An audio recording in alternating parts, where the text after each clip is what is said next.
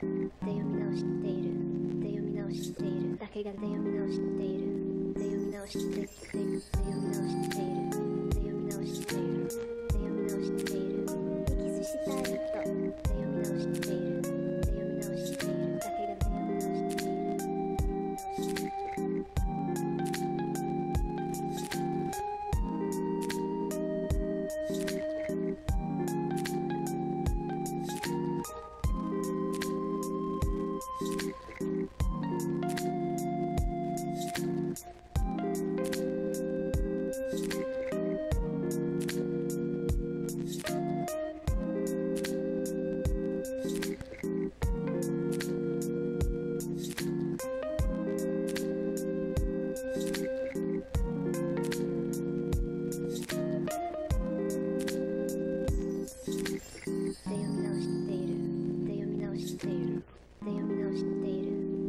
したいとで読み直しているで読み直しているだけがで読み直しているで読み直しているで読み直しているで読み直しているで読み直している息すしたいとで読み直しているで読み直しているだけがで読み直しているで読み直している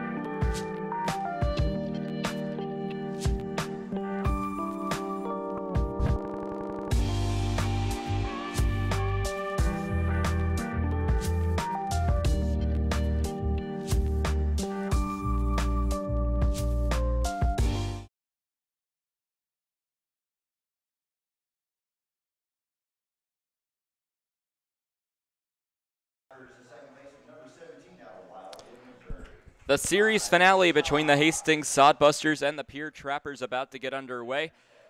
As the starting lineups for the Pierre Trappers being announced, we'll jump right into the starters for the Hastings Sodbusters. They'll lead things off with the center fielder, number 13, Omar Jackson. Batting second, the shortstop, number 4, Cole Dawson. Batting third, the designated hitter, number 34, Trevor Matson. Batting fourth, the right fielder, number 17, Ian Riley. Batting fifth, the third baseman, number 8, Luke Solis. Batting 6th, the first baseman, number 28, James Shimashita. Batting 7th, the second baseman, number 1, Tyler Monroe. Batting 8th, the catcher, number 9, Nick Carlson. And batting 9th, the left fielder, number 3, Jackson Rocha. On the mound for the Sodbusters will be number 24 in JT Cafferty.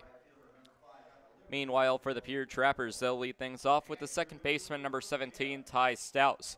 Batting second, the center fielder, number 6, Eric Mast. Batting third, the shortstop, number 22, Patrick Connor. Batting fourth, the first baseman, number 28, Joey Bermonti.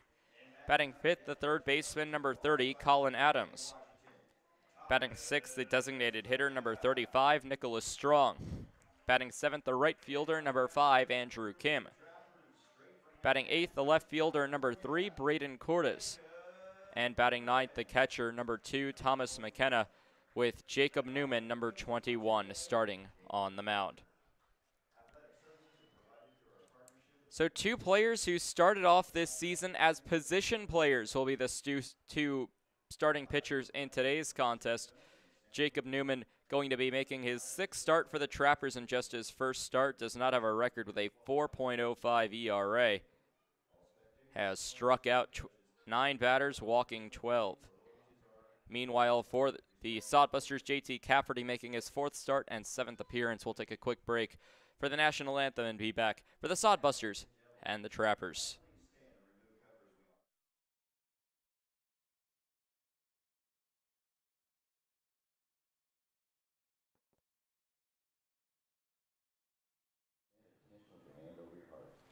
Retired military and active duty personnel out of uniform, may salute the flag. Tonight's anthem is being performed by Liddy Schumacher.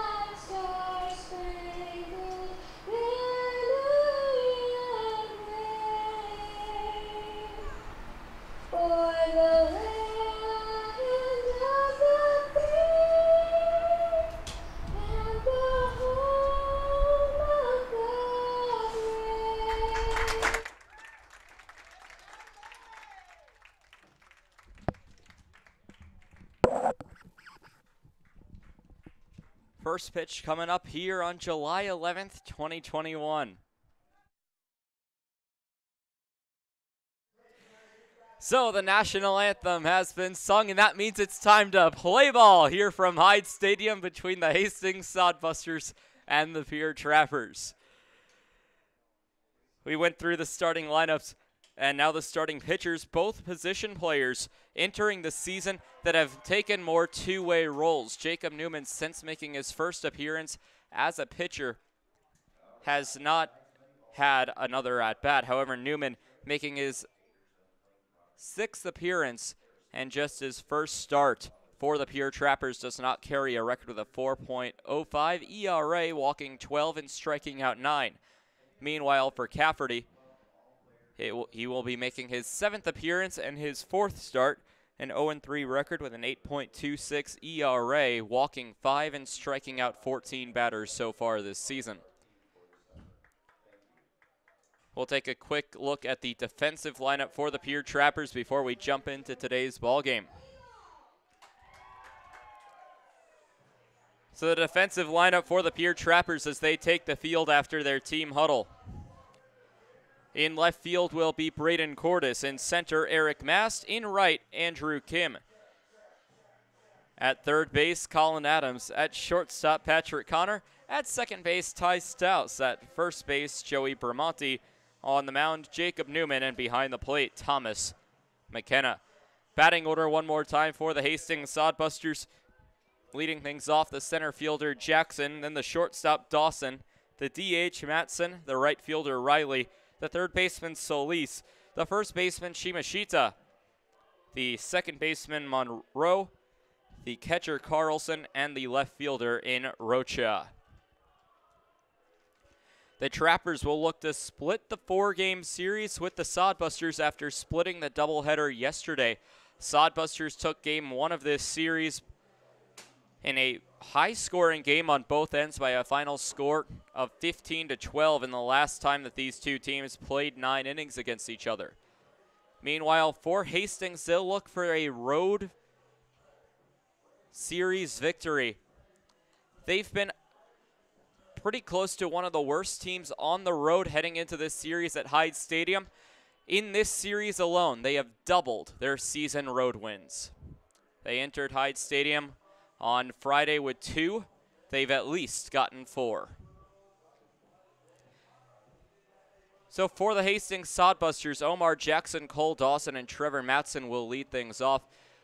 We'll see how the teams play after playing 15 innings against each other yesterday with 7 innings in game 1 and 8 innings in a rare 8-inning extra inning game in game 2 of that doubleheader. So Jackson will step into the batter's box to lead things off for the Hastings Sodbusters. Jacob Newman, the starting pitcher for the Pierre Trappers here from Hyde Stadium. Newman sets, kicks, and fires on a pitch that will go low and away for ball number 1. First pitch time at 5:34, 1 minute before our scheduled start time.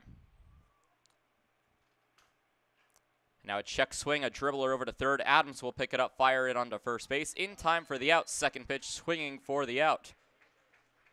A much lower crowd today. I think the Pierre area was baseballed out with 15 innings of play yesterday. So Jackson grounds out to the third baseman in Colin Adams. It'll bring up Cole Dawson.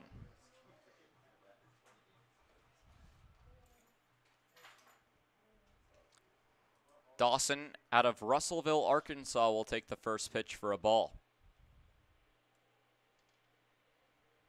Batted .330 this year with 61 base hits, 10 doubles, 2 triples, and 5 home runs for the Kansas City, Kansas Community College Blue Devils. We'll take the pitch high, 2 balls and no strikes as Dawson works the count into his favor.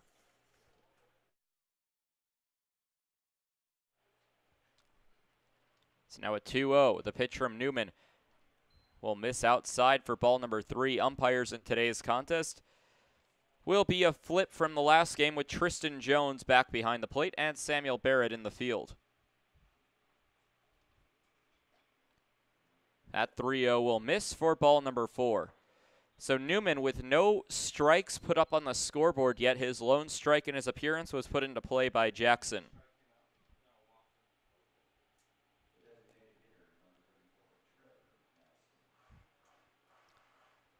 It'll bring up Trevor Matson, the designated hitter.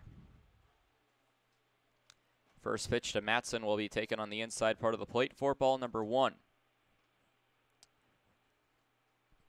Every game that is being played in the Central Time Zone in the Expedition League underway, as the 1-0 will be taken for a strike in the first called strike of the appearance for Jacob Newman.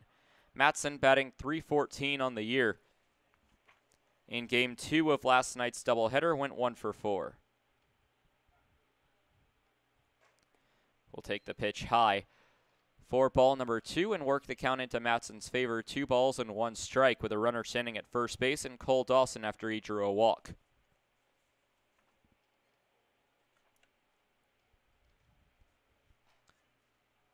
Another called strike. Matson has not swung the bat In fact, no Sodbuster has swung the bat since the ground out for Omar Jackson on the second pitch of the ballgame. 2-2. Newman sets and fires a stolen base, a swing and a miss. The throw down by McKenna. A strike him out. No, in there safely.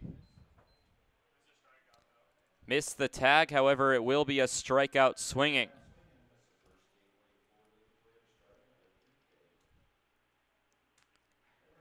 So Dawson will steal. It's the 60th stolen bag of the year for the Hastings Sodbusters. It will bring up Ian Riley, and Riley hoping not to continue what happened in yesterday's game. Riley struck out 4 times in game 2 of that doubleheader wearing a golden sombrero. The first pitch to him will miss for ball number 1 from Jacob Newman.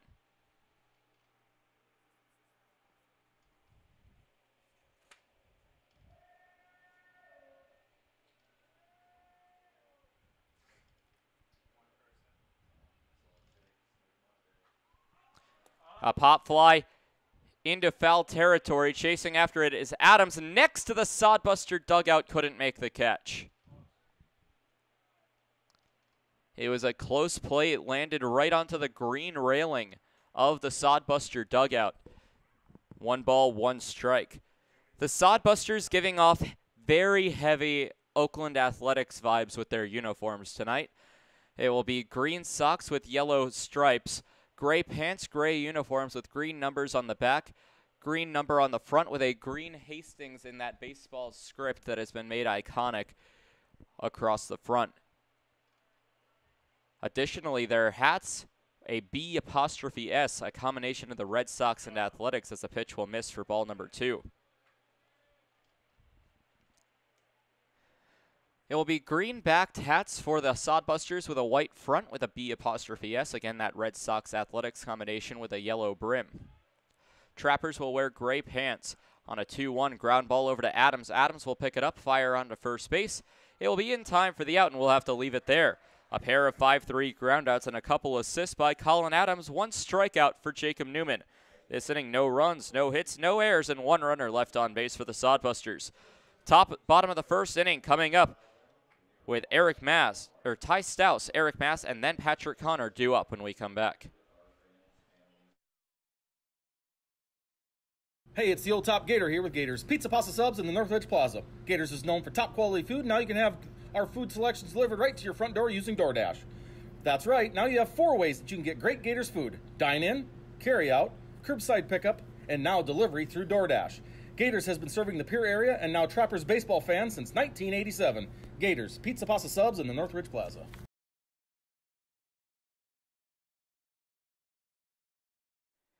Dan-O's Marine is a proud partner of Pierre Trappers Baseball. Located at 320 St. Charles Street, Dan-O's provides service on your boat to get you back out on the water in the dog days of summer. Give them a call at 605-224-6612. That's Dan-O's Marine at 605-224-6612. Any water, any problem, Dan-O's Marine.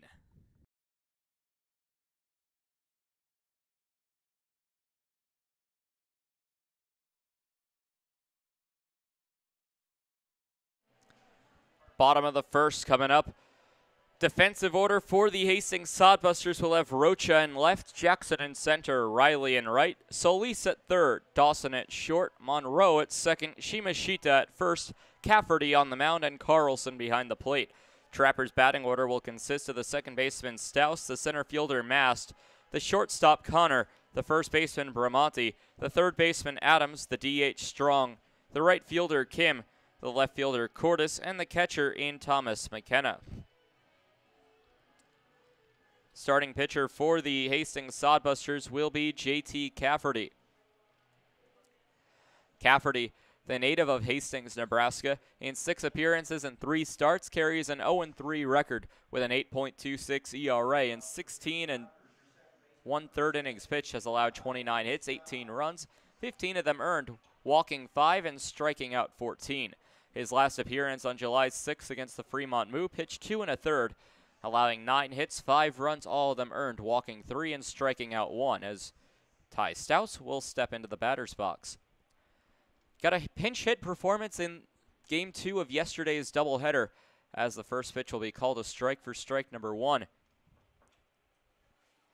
He laid down a sacrifice punt that pushed pinch runner Richie Williams over to third base. Unfortunately for the Trappers, Williams couldn't score. Now the 0-1 from Cafferty taken on the high and outside part of the plate. That will even the count to Ty Stouse. 1 ball and 1 strike. Stouse in Game 1 of the doubleheader had a bigger role, going 1 for 2. 1-1 on the way will be fouled off into the screen and put Cafferty, the pitcher for the Sodbusters, ahead in the count. For the Trappers, they're going to be wearing gray pants, gold uniforms with the Trappers word mark across the front. They'll be wearing gold caps with navy brims with the alternate bear trap on a chain logo featured on the front. 2-1 will be swung on and missed on a drop third strike. It will be tagged out by the catcher in Carlson, as Stouse will lead this ball game going down, striking out and swinging.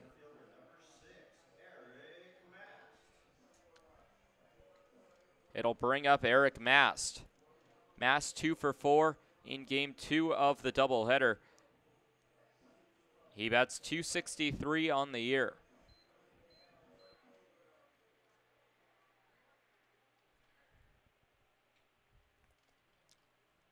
So Mast, the native of Spokane, Washington, will take the first pitch from Cafferty on the outside part of the plate, but it will be called a strike for strike number 1. This game could be important for the Hastings Sodbusters, as in the overall Clark Division standings, they are still 1 game back on the Pierre Trappers, as a big swing and a miss will go for strike number 2. Trappers sit at 11-27, the Sodbusters at 11-29.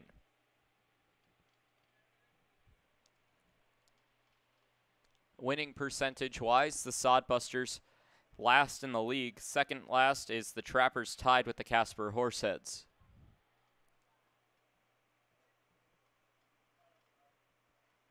An 0-2, the windup and pitch will hit Eric Mast in the shoe, but it's a hit by pitch nonetheless.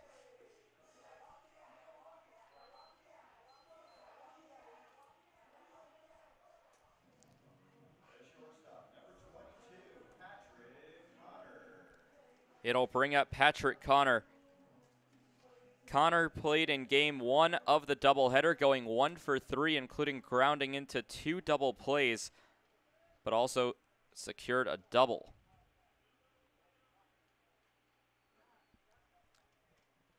On the season, Connor batting .311. First pitch swinging to the shortstop, and he may ground into another double play. And for the 3rd time in 3 games, Patrick Connor grounds into a 6-4-3 double play. We'll leave things there in the bottom of the first inning as the Trappers go 3 up, 3 down. This inning for Pierre, no runs on no hits, no errors, and no runners left on base.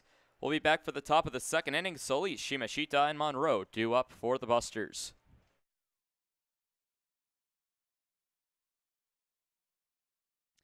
Wow, Shell's Quick Stop is the place to go for a variety of food, drinks, fishing tackle, and more. Hungry? Come on down for breakfast pizza, burritos, biscuits and gravy, soup, salad, and wraps. Thirsty? Try their hot and cold espresso drinks, lattes, frappuccinos, and milkshakes from the drive-up window. Heading down to the water? Stop by to pick up minnows, crawlers, and leeches to secure the big bites.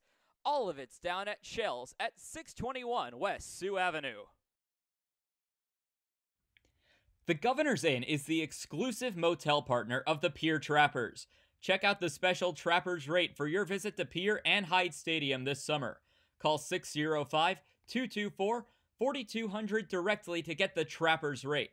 With free wireless internet, a deluxe breakfast, and an indoor pool and hot tub, there's no reason not to stop at the Governor's Inn.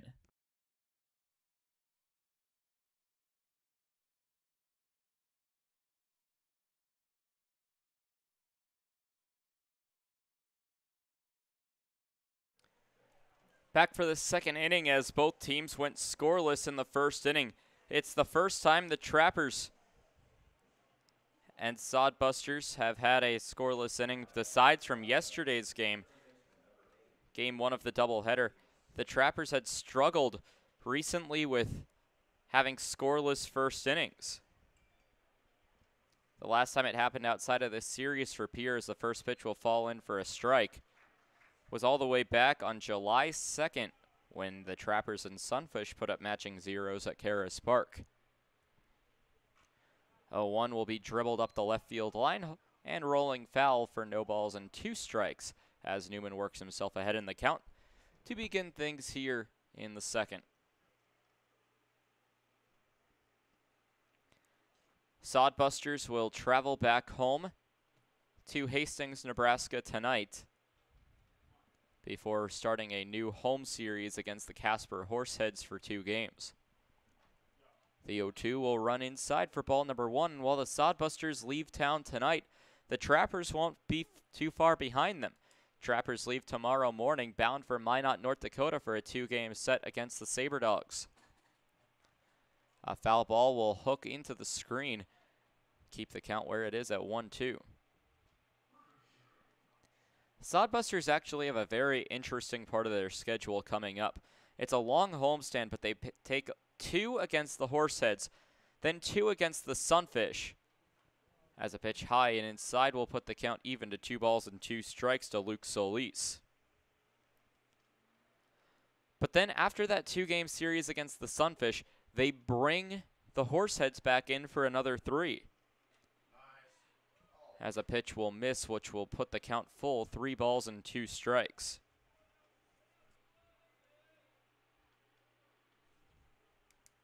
Solis batting .211 on the season.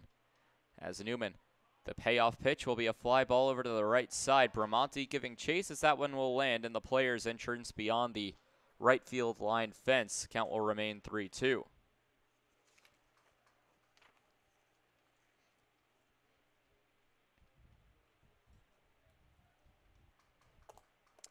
One team that's been a surprise so far, the Sioux Falls Sunfish in the second half at 7-1 as a fly ball ripped into center field, masked underneath it. Will reach up to make the catch for the first out of the inning on a fly out to center.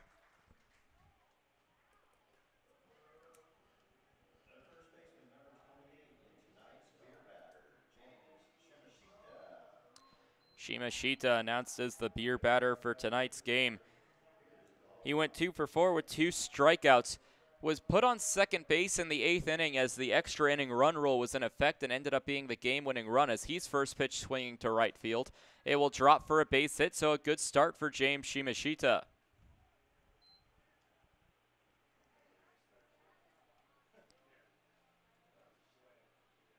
A base hit will bring up Tyler Monroe. Monroe batting .213 on the year. Typically wears number 6, but will wear number 1 for today's game. Monroe, a native of Lincoln, Nebraska, the home of the University of Nebraska. However, Monroe, as the pitch will go high for ball number 1, attending Northeast Community College playing for the Hawks. Monroe has a slight advantage against Newman, a left-handed batter against the right-handed arm. Pickoff attempt back to first base will get away. And taking off for second base will be James Shimashita. Actually going to head for third as Bramante takes a long time to get it in. It will be an error going against Jacob Newman on the awry pickoff attempt.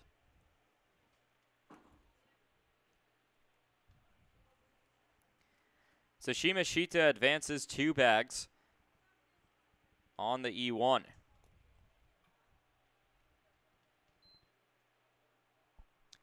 It was a lackluster pickoff attempt, too, as it was more of a lob than a bullet over to first base. Now a 1-0 will go high and outside for ball number 2. 2 balls and no strikes.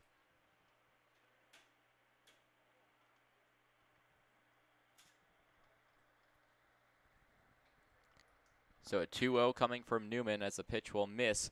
3 balls and no strikes, and now in danger of walking a runner to put runners at the corners with only 1 away for Nick Carlson, the on-deck batter. The 3-0, that one will finally catch the strike zone for Newman against Monroe as the count will go to 3 balls and 1 strike. Trappers scored 13 runs yesterday, however, playing in 14 innings. As a 3-1 will go outside for ball 4. Runners will be at the corners for the Hastings Sodbusters.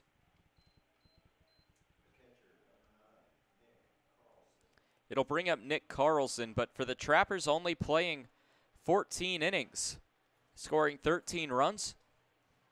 It was not spread out at all. 7 runs in 1 inning in Game 1 and 6 runs in 1 inning in Game 2 were all that was doing for the Trappers in yesterday's contest. So Nick Carlson takes the at-bat, takes the first pitch for a ball. He was pinch hit for in the 8th inning in yesterday's contest as the pitch will miss for ball number 2. As he went 0 for 2 with a walk.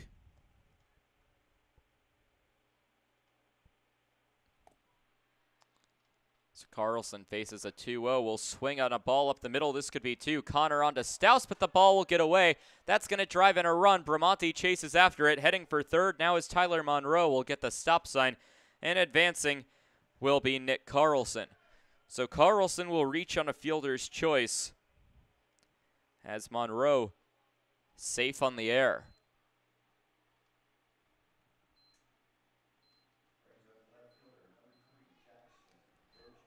It will go against Patrick Connor that also drives in Shimashita.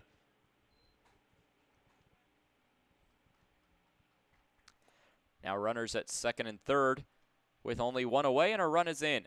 It was a play that could have ended the inning for the Pierre Trappers. However, a bad throw by Patrick Connor onto Ty Stouse costs the Trappers a run as the Sodbusters have put up 1 here in the top of the second as the first pitch will fall in for a strike from Newman.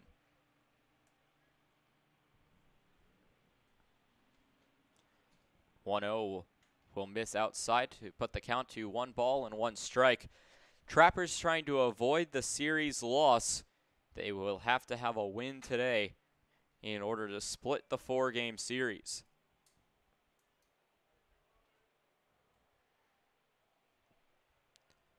Newman waits and fires a pitch inside for 2 balls and 1 strike. 1 hit this inning, and it's the only run that has come across as Shimashita the single, the only base hit for either side so far. He advanced to third off an error and advanced home off an error.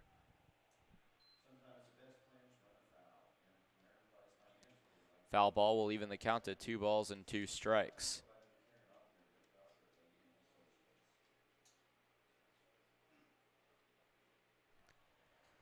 So an even count with 1 away, 2 runners in scoring position. Newman trying to get out of it.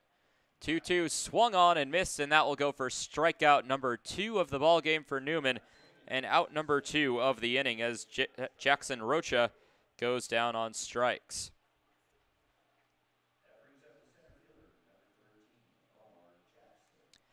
Top of the order back up as it's Omar Jackson, the current batter. Jackson grounded out to third back in the first inning. Jackson's had a decent series against the Trappers so far as the pitch will go high and outside for ball number 1. Jackson in Game 2 yesterday went 1 for 4 with a pair of strikeouts.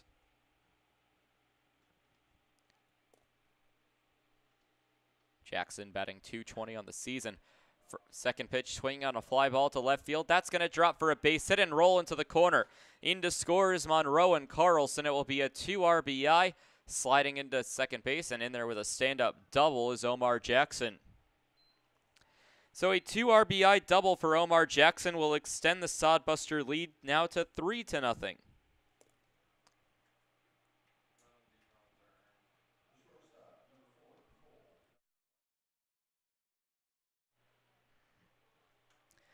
And the small silver lining for Jacob Newman is that anything he allows in this inning will not go against his ERA.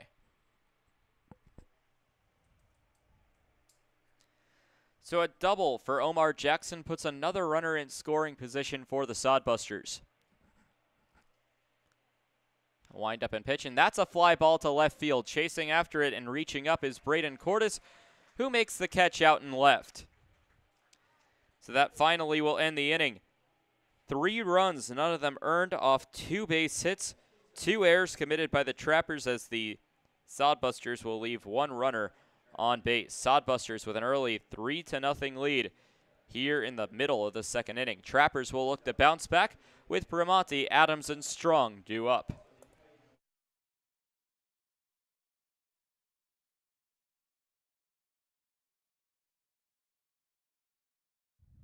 Total Beauty and Speedway Laundry are your homes for everything clothing in the capital area. Since 2010, Total Beauty has offered great customer service and competitive prices. Next door at Speedway Laundry, they have you covered for a fast, convenient way to wash and dry your clothes and other household items, including king-size comforters. Visit them at 111 First Street in Fort Pierre. You don't need an illness to need a doctor. You don't need to feel sick to feel better. You don't need to be unwell to get well. What you do need is a primary care provider at Sanford Health.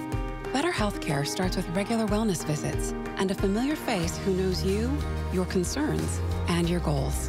We're here before you need us. We're here when you need us. We're here after you need us. We're here for you. Find your primary care provider at sanfordhealth.org today.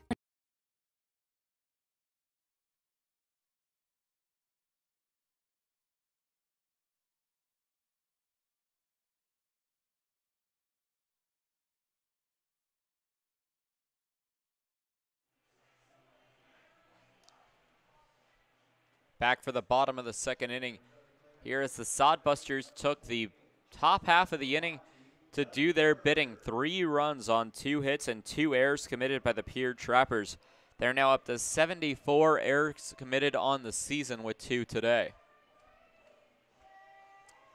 Joey Bramante will step into the batter's box. Went 1 for 4 in the last game of the doubleheader, including a 2 RBI single in the first. Did not play in game 1 of the doubleheader as the first pitch to him will run high and tight for ball 1.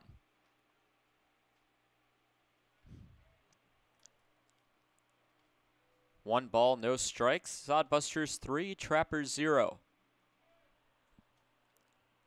Cafferty winds up and deals on a pitch that goes low for 2 balls and no strikes.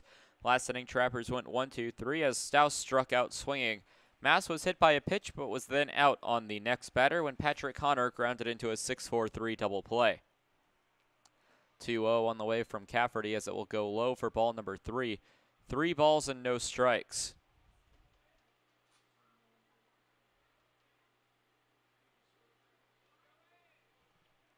Now the 3-0 from Cafferty down the heart of the plate for strike number 1 as the count will run to 3 balls and 1 strike.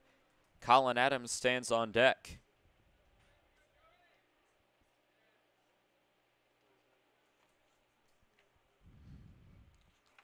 3-1 will be chopped out on a ball in the dirt and put the count full 3-2.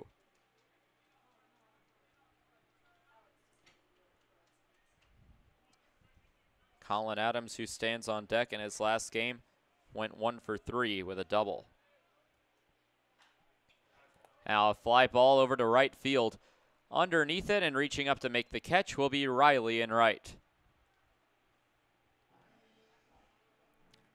So Bramante leads off the inning with a fly out to right field as it will bring up Colin Adams.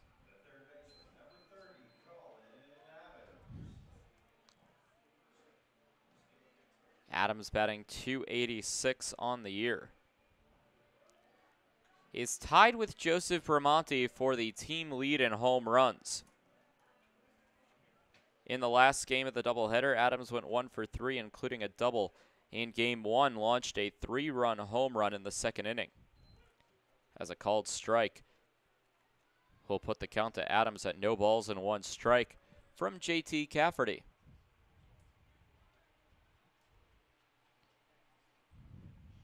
Oh, 1 swung on and foul tip by Adams will put the count to no balls and 2 strikes. Trappers still looking for their first base hit of the ballgame as their lone base runner was a hit by pitch back in the first.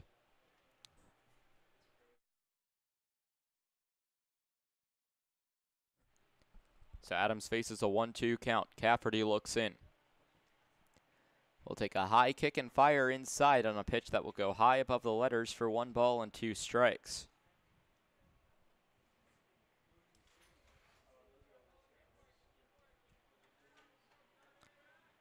Most teams in the Expedition League playing today. A doubleheader today between Fremont and Sioux Falls as a pitch will go low into the dirt, evening the count at 2 balls and 2 strikes.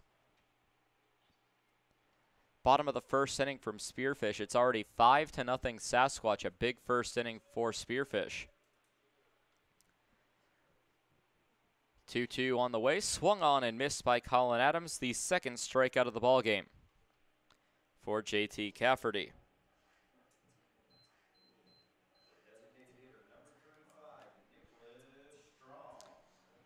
Strong will become the new batter with 2 away in the inning and nobody on.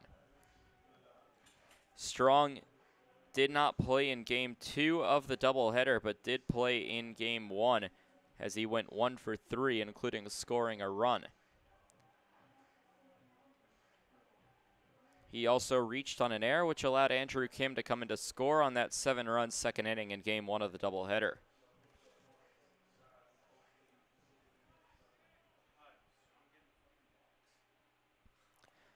So Strong steps into the batter's box and is ready to take the first pitch as he chops at the first one for strike 1.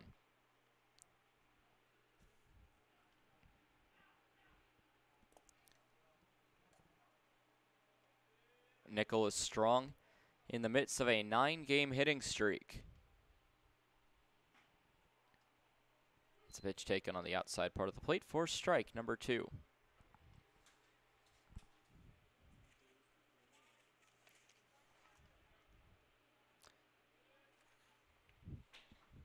Make that a 10-game hitting streak for Strong.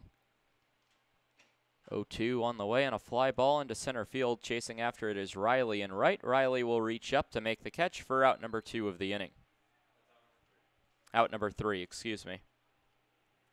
So a pair of flyouts to right as Riley will get a pair of putouts. Colin Adams struck out, and the Trappers go quietly here in the bottom of the second. No runs, no hits, no errors, no runners left on base. Still 3-0 Sodbusters. They'll look to extend their lead when Matson, Riley, and Solis come up in the top of the third.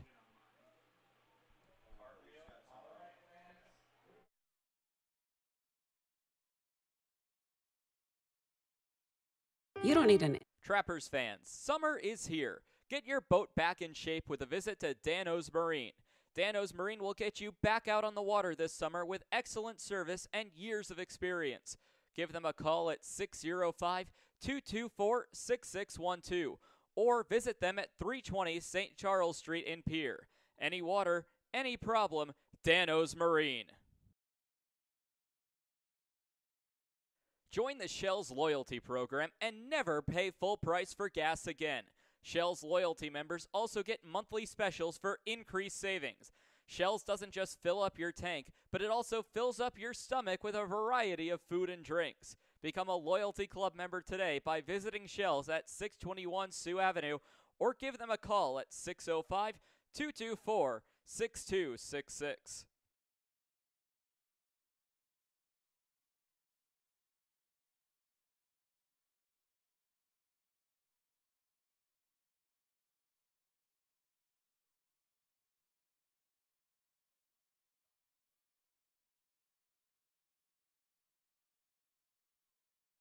Back for the bottom of the third here on the Pierre Trappers YouTube and Mixler live streams as the Hastings Sodbusters come up to bat with Trevor Matson leading things off as a first pitch from Newman will go for a foul ball for strike number 1.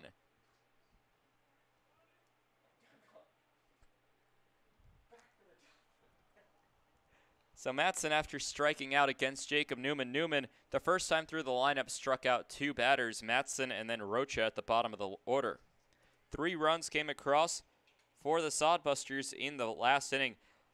Only 2 batters did not come up to bat. In the second, it was Matson and the on-deck batter, Riley. 0-1, a breaking ball will miss the zone entirely for ball 1.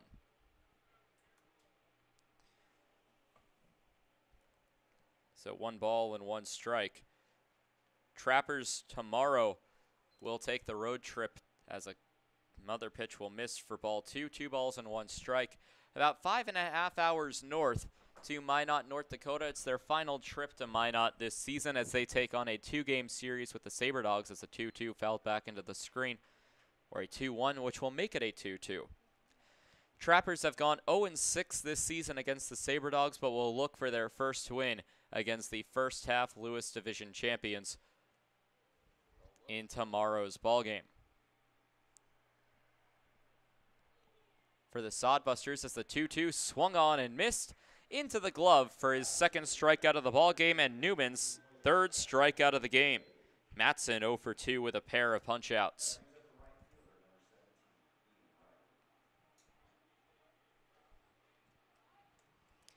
It'll bring up Ian Riley.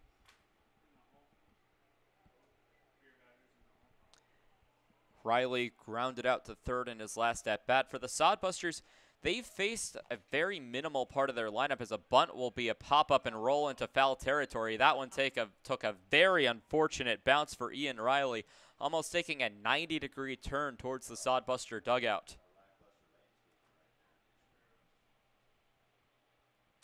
So Riley will take the trek 90 feet back, picking up his bat about 3/4 of the way there as he steps back into the batter's box. Sodbusters this season, this is their 41st game of the season. They've only played 6 against Lewis Division opponents. They've gone 2-4 against teams from the Lewis. 0-1 on a pitch that will miss low for ball number 1. Sodbusters do have a win over the Souris Valley SaberDogs, different from the Pierre Trappers. They took one at Duncan Field of a 3-game series on the SaberDogs trip to Nebraska, in which they also took on the Fremont Moo. 1-1 is swung on and missed by Ian Riley for strike number 2. Riley was thankful to put a ball into play his last at-bat on the ground out to third as he struck out 4 times in Game 2 of yesterday's doubleheader.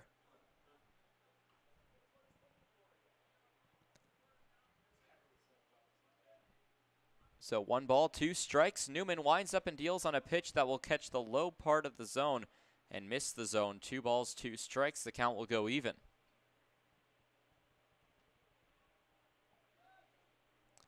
Fifth pitch of the at-bat coming to Ian Riley. Newman working through his first start of the season as the pitch will go high and outside and work the count full.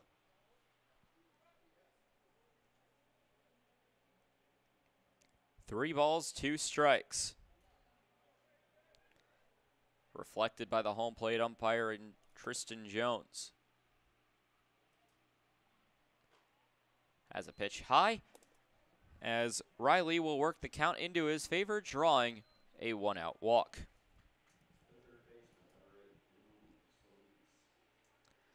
Only 3 walks given up by Jacob Newman, however, all 3 of them in 3 different innings when there were 1 out in each inning.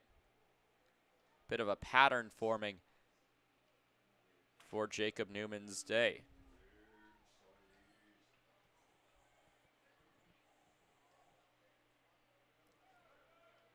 And a first pitch swinging on a hit and run. It will go back to Mast.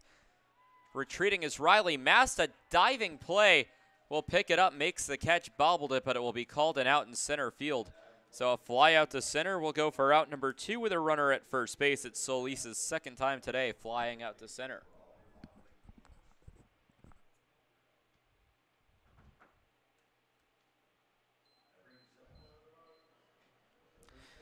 It'll bring up James Shimashita. He singled and came around to score on a pair of errors last inning, one by Jacob Newman and one by Patrick Connor.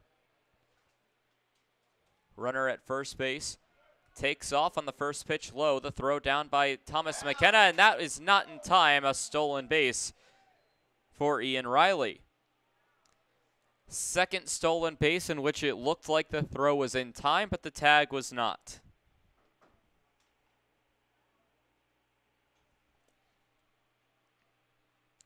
So it'll be a 1-0 count now to the batter in Shimashita. Newman winds up and deals on a pitch high and outside for ball number 2. 2 balls and no strikes. Mining City leading Casper in the bottom of the first, 1-0. Top of the second in Gering, Western Nebraska leading Badlands 1-0. Saber Dogs lead the Whiskey Jacks as the 2-0 will catch the outside part of the zone for strike number 1, 2 balls and 1 strike. Saber Dogs leading the Whiskey Jacks 2-0, top of the second there. And in the top of the second inning from Moeller Field, the Sunfish trail the Moo 1-0. 2-1 popped foul. Adams chasing after, but will run out of room and watch that one land on the berm for strike number 2.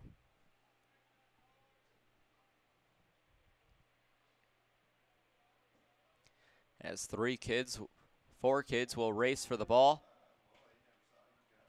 onto that berm above the Sodbuster dugout.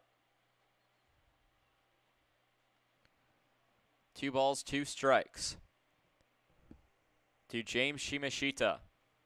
Newman trying to get out of the inning. Here comes the 2-2. Swung on and a line drive down the left field line, hooking foul, and will land in the Sodbuster dugout. Braden Cordes will go out by the wall to receive it and toss it back in. Bottom of the third will be the bottom of the order. Kim, Cordes, and McKenna due up.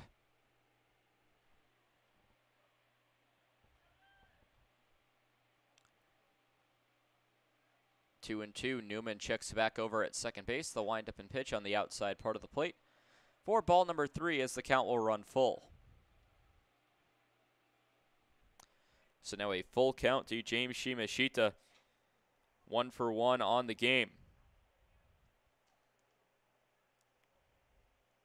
Payoff pitch coming from Jacob Newman. A check over at second base on a pitch that will go high for ball number 4. So ball 4 for walk number 4, as Shimashita will draw the walk and put runners at first and second.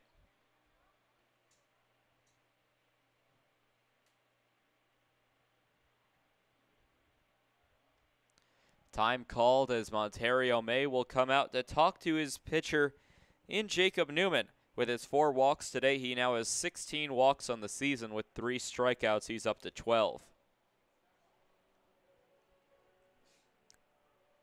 Made the move, started on opening day against the Sodbusters as the center fielder. Took the move to right. Stayed in right for a little while before moving into a relief pitcher. And now it's his first start as the starting pitcher. Newman has been bouncing all around the diamond so far this season.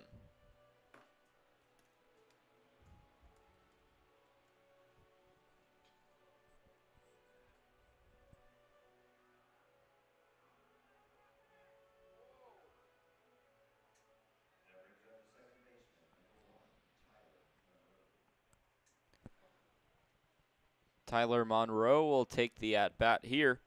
He walked and came around to score in his last at-bat in the second inning. First pitch on the way for a called strike number 1. Sodbusters 3, Trappers 0, top of the third inning. All 3 of the Sodbuster runs coming in the second.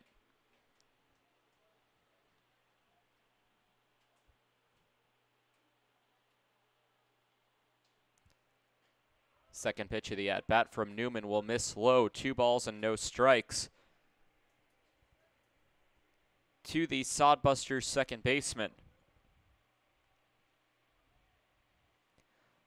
Monroe from the left-handed batter's box taking on Newman. 2-0 on the way and a line drive hit over to the second baseman. Ty Stoss will reach up and snag that one away, robbing Tyler Monroe of a base hit. A line out to the second baseman will end the frame.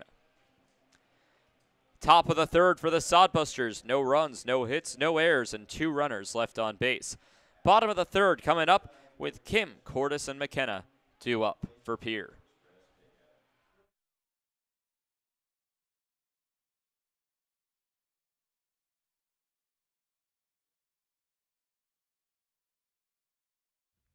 The Pierre Trappers are proud to partner with the Governor's Inn, the exclusive motel partner of the Pierre Trappers. Call 605-224-4200 for a special Trappers rate when you visit Pierre and Hyde Stadium. Whether you're coming for the best hunting, fishing, and outdoor recreation in the Midwest, just passing through, or coming out to the ballpark, the Governor's Inn is the place for you.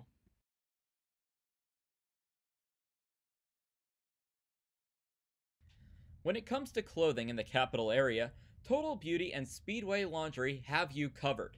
Speedway Laundry offers the fastest way to clean clothes, with free Wi-Fi offered while you wait. Next door, family-owned and operated Total Beauty has a constantly changing inventory of top quality clothing. Check out the newest lines in clothing by giving Total Beauty and Speedway Laundry a visit at 111 First Street in Fort Pierre.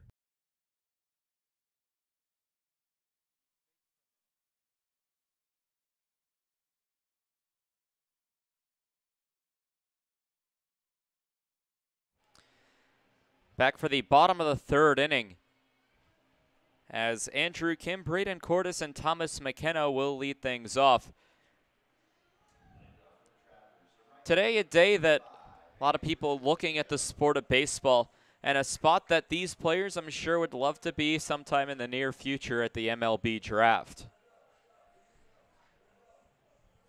One pick is already in. The Pittsburgh Pirates, with the first overall pick of the 2021 MLB draft, go with Henry Davis, a catcher out of the University of Louisville. First pitch will fall in for a strike from Cafferty to Kim. Kim got game 2 of yesterday's doubleheader off, played in game 1, going 1 for 2 with a walk. Correction, he did play most of game 2 of that doubleheader, as that pitch will miss, and even the count for a ball and a strike.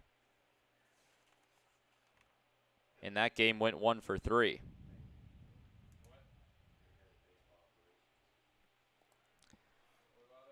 No balls, 2 strikes, excuse me. 0-2 fouled into the screen, and it will keep the count exactly where it is.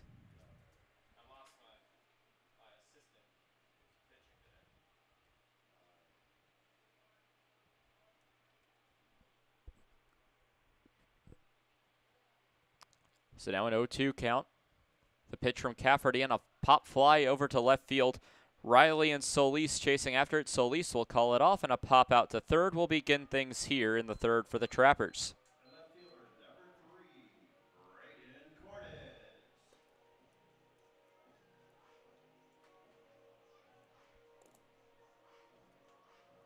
Braden Cordes will step in. The left fielder has started to make more appearances in the outfield.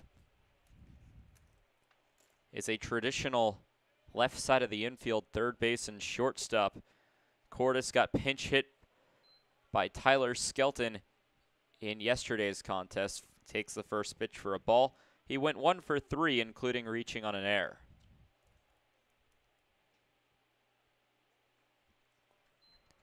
Pitch will miss low as Cordes goes ahead in the count. 2 balls and no strikes. Additionally, a big day in the sporting world. The 2-0 will go low and keep the count going. 3 balls and no strikes. As international soccer, the Euro tournament ended today at the final at Wembley Stadium in London between Italy and England. 3-0, that catches the strike zone for 3 balls and 1 strike. It was Italy who came out champions of Europe in a penalty shootout, winning 3-2 in PKs. 1-1 is the official final scores. A ground ball will be over to Dawson, the second baseman, who fires onto first base in time for the out. A 6-3 ground out for out number 2. The catcher, number 2, Thomas McKenna. 2 up, 2 down for the 9-hole batter in Thomas McKenna.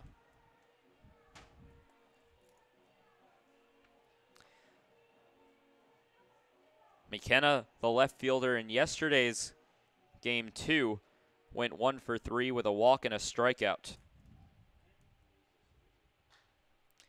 First pitch swinging over to right field into foul territory. Riley giving chase as it will drop.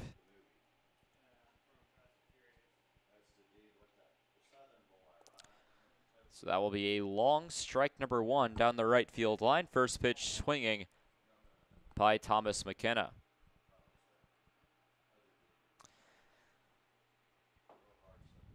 And Jack Leiter, the Vanderbilt pitcher, off the board, heading to the Texas Rangers. Leiter was one of the big names for Vanderbilt as a foul ball back into the screen. 2 pitches swinging, 2 foul balls by McKenna.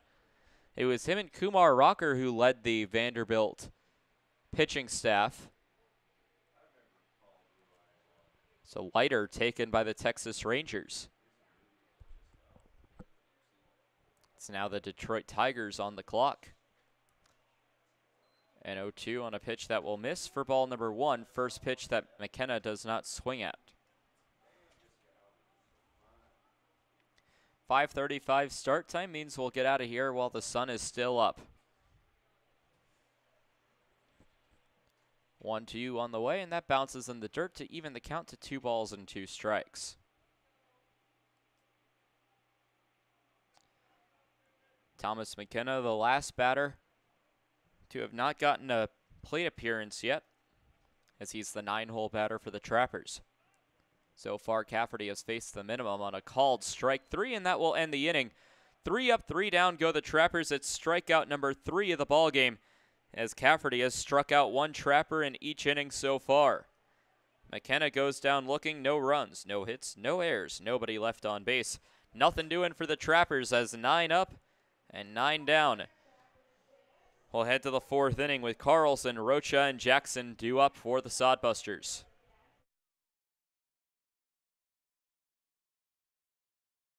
In times like these, it's good to know there's a place where people know who you are, no matter how long you've been gone.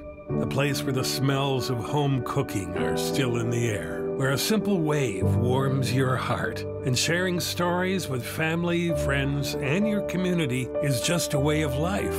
Yes, in times like these, it's good to be home. Farmers Union Insurance, protecting what's important in life.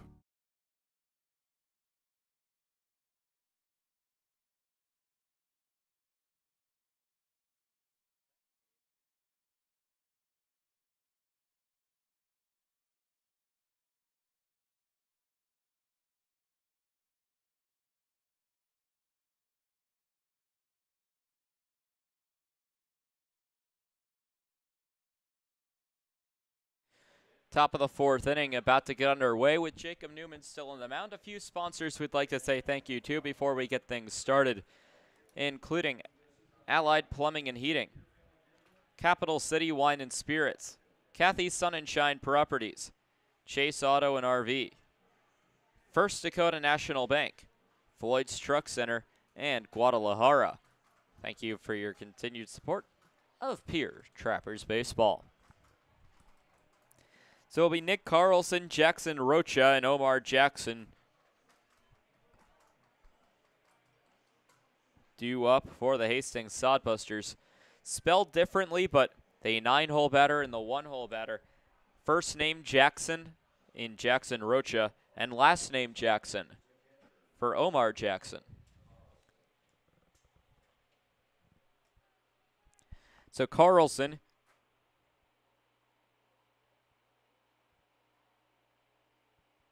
who reached on a fielder's choice in his last at-bat, will take the at-bat here. As a line drive hit into center field, diving after its mass, can't get it as that will roll by. Cordes now going to have to chase after it, and in there with a leadoff stand-up double is Nick Carlson. Good start for the Sodbusters.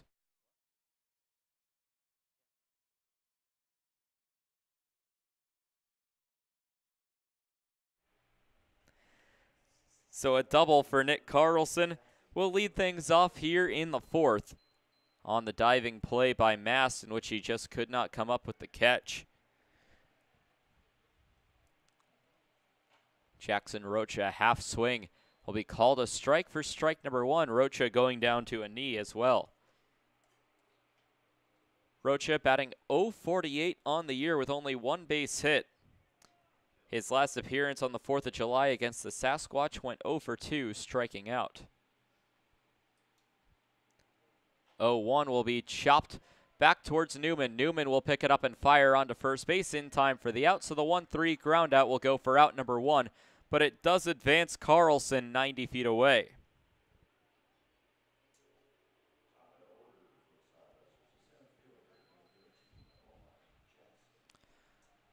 Omar Jackson, the leadoff batter of the ballgame, will take the at-bat here.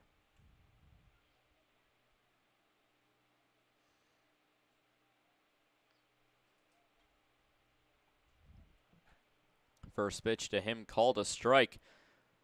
So no balls, 1 strike.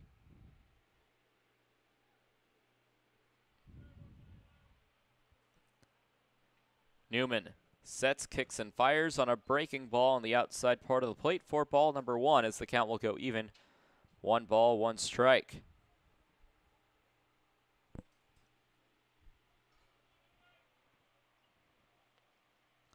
Third pitch from Newman as a fly ball that should score 1. As Mass diving in, can't come up with that one either. It will be a base hit that drives in a run. So Mass, a couple diving plays, could not come up with either. So Omar Jackson will be credited with an RBI single.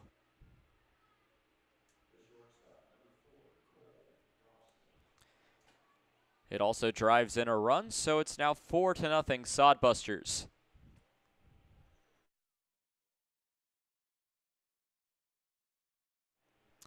So that RBI single from Jackson will make this a 4-0 ball game here from Hyde Stadium.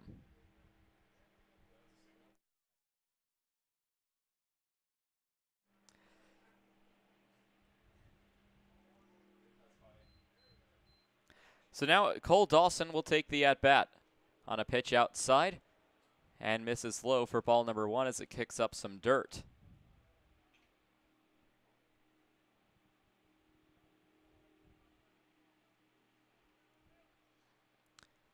And the first high school student has now been picked in the MLB draft.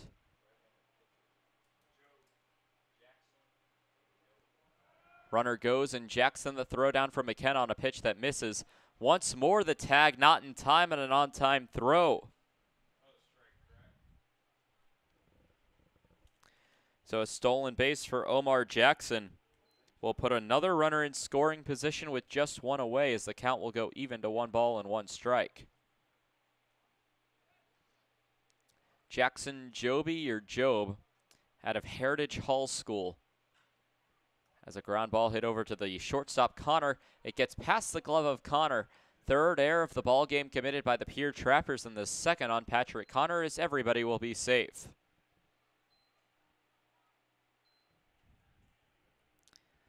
So Dawson reaches on the E6 that will also drive Jackson over to third. Runners at the corners with 1 away for the power hitter and Trevor Matson, as now it will be Monterio May coming back out to talk to his pitcher.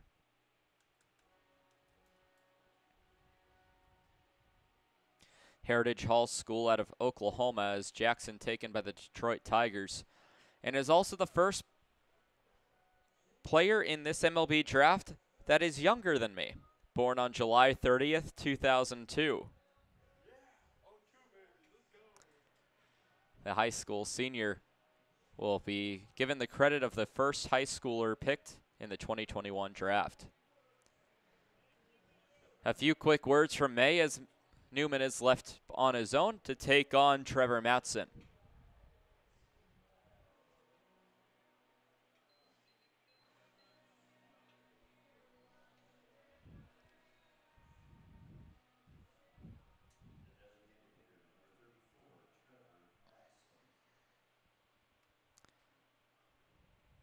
Here in Pierre, as Matson, who struck out 2 times tonight, pitch will bounce in the dirt and get away from McKenna. Coming home is Jackson, who will cross the plate and score, making this a 5-0 ball game now. On the wild pitch for Jacob Newman. Also advancing 90 feet, Cole Dawson will pull into second base.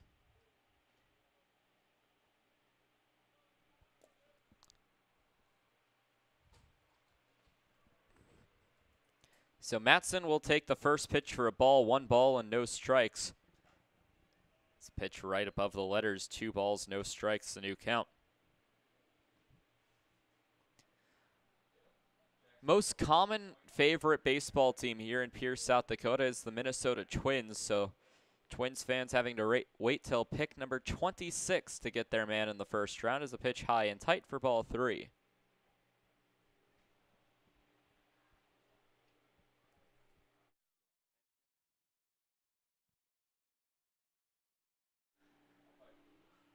So 3 balls, no strikes.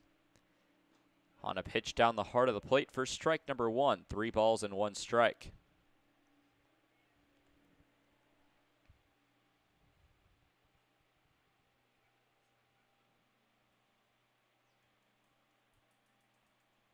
It's Ian Riley standing nearly directly in front of the camera from the on-deck circle as Matson will line a ball into left center field. Mass will reach up and make the catch. Tagging and heading for third is going to be Dawson. The throw down will be cut off by Patrick Connor. So the fly out to center field will advance Dawson over to third.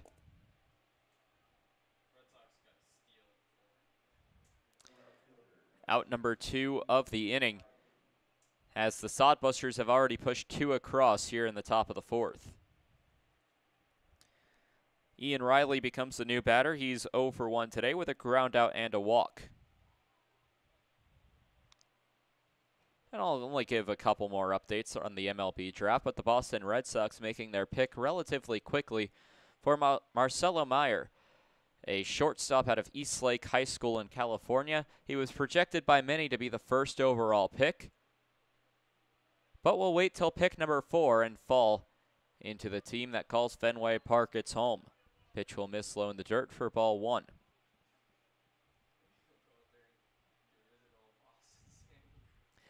And he is now the youngest player drafted at December 12th, 2002.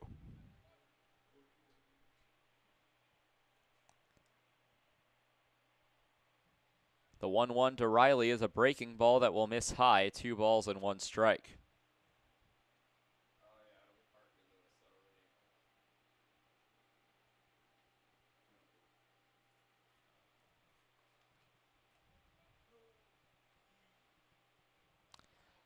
2-1, swung on and trickled back to the backstop.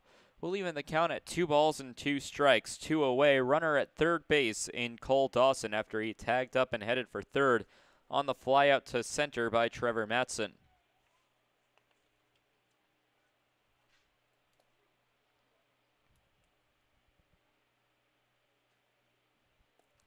Two balls, 2 strikes. The pitch from Newman rocketed over to the second baseman. Stouse will pick it up and fire onto first in time for the out. Of 4-3 ground out will end the frame here in the top of the 4th, but not before 2 more runs come across for the Hastings Sodbusters.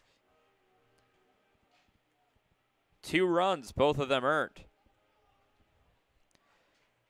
as the Sodbusters got 2 base hits, 1 error committed by the Trappers, as they leave 1 runner left on base. We'll be back for the bottom of the 4th, top of the order, and Stouse, Mast, and Connor due up. Hey, it's the old top Gator here with Gators Pizza, Pasta, Subs in the North Edge Plaza. Gators is known for top quality food. Now you can have our food selections delivered right to your front door using DoorDash.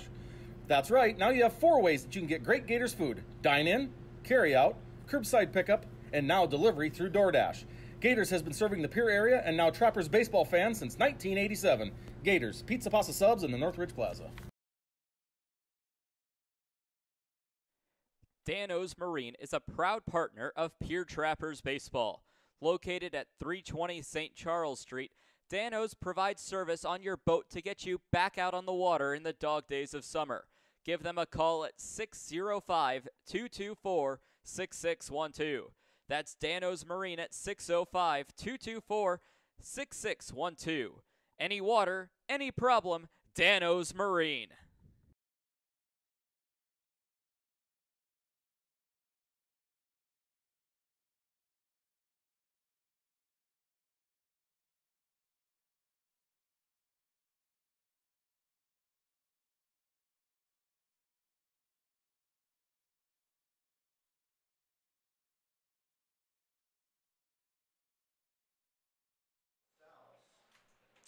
Ty Stouse leads things off here in the 4th inning. So far, JT Cafferty, the 2-way player for the Hastings Sodbusters, facing the minimum.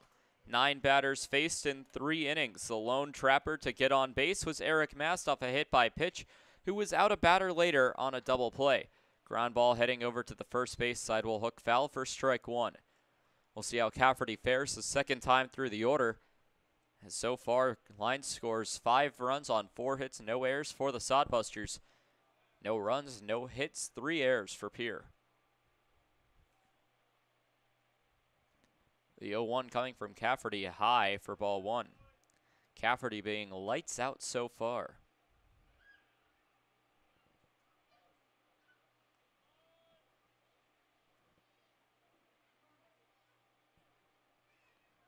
One ball, one strike. Cafferty sets and fires on a pitch that will catch the inside part of the plate for strike number 2. 1 ball and 2 strikes to the leadoff batter of the 4th inning. Trappers still looking for that big inning like they got yesterday. They had a 7-run inning and a 6-run inning, but in both games that was the only runs they could produce. 1-2 is a ground ball ripped up the first baseline, keeps the count 1 ball, 2 strikes. Some action going in the Trappers bullpen, more so just stretching right now.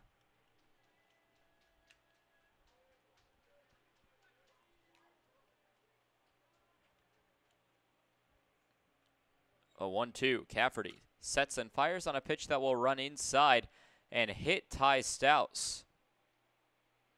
And Stouse will now talk to the umpire and Tristan Jones. Not sure what that conversation was about, as Stouse will take the jog up to first base. And Stouse will hand the bat back to the bat boy.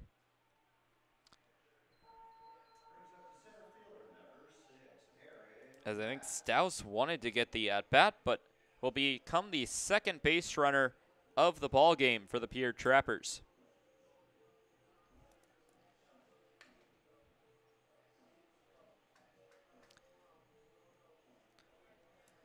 So 2 runners have reached for the Pierre Trappers so far, both of them off a hit by pitch, as it will bring up the last guy who was hit by a pitch in Eric Mast. First pitch from Cafferty away for ball 1.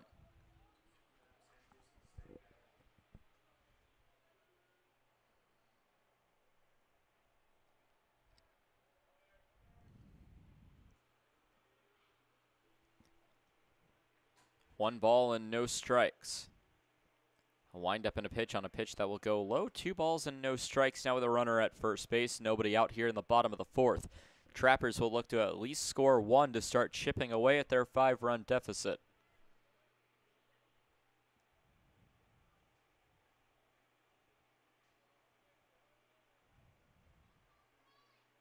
Sodbusters trying to hold on to get the series victory.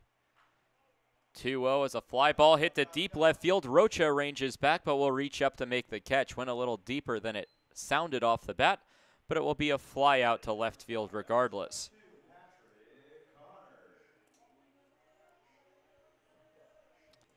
So Eric Mast flies out to left, as it will bring up Patrick Connor, who grounded into an inning-ending double play back in the 1st.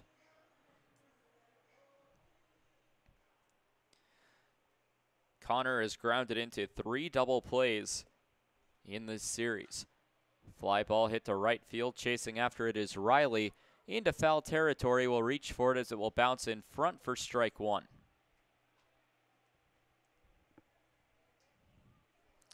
One of the lower attended ball games we've seen from Hyde Stadium so far. 288 the counted attendance.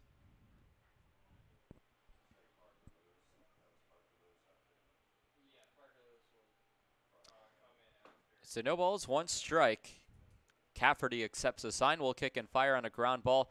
Heading over to the shortstop, has no play at second, will fire onto first base in time for the out. So a 6-3 ground out will advance Ty Stouse into scoring position.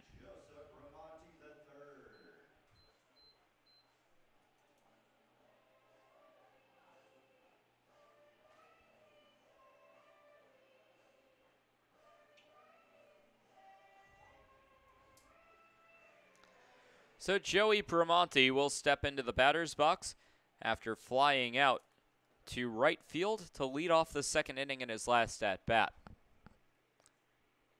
Trappers do have a runner in scoring position for the first time today, still looking for their first base hit. Ball will go inside, 1 ball, no strikes.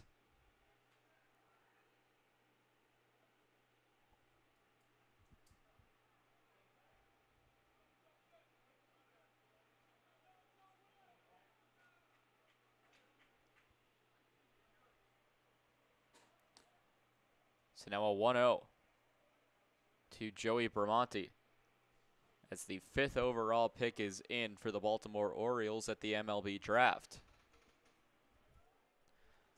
A 1-0 count to Joey Bramante. Cafferty will step back on the mound. We'll get you caught up on that in just a moment. 2 away in the inning. 1-0 swung on and missed. Will even the count to 1 ball and 1 strike. Colton Cowser, an outfielder out of Sam Houston State in Texas, will head to Baltimore to become an Oriole.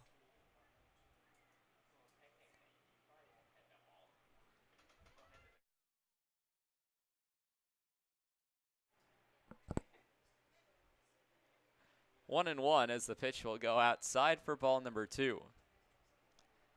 And I'm being corrected that while he will go to Baltimore to sign a contract, he will then be sent to their low A affiliate.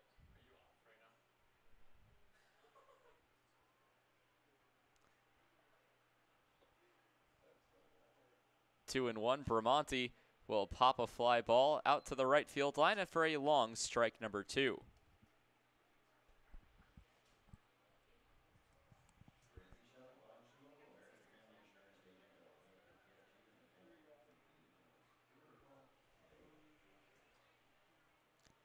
So 2 balls, 2 strikes, 2 outs, runner at second base for number 2-8.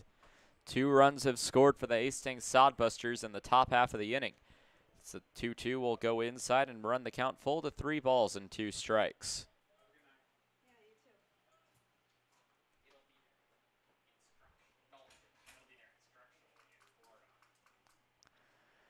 Full count and the payoff pitch. Trappers still looking for base hit number 1 of the ball game. A base hit into the outfield would likely score Stouts from second. As there's a ground ball over to the shortstop, Dawson will pick it up, fire onto first base in time for the out, and we'll leave the inning there. Trappers will go hitless through the first 4.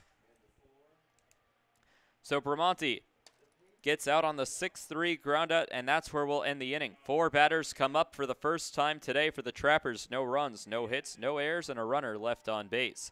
Still 5-0 Sodbusters as they'll bring up Solis, Shimashita, and Monroe.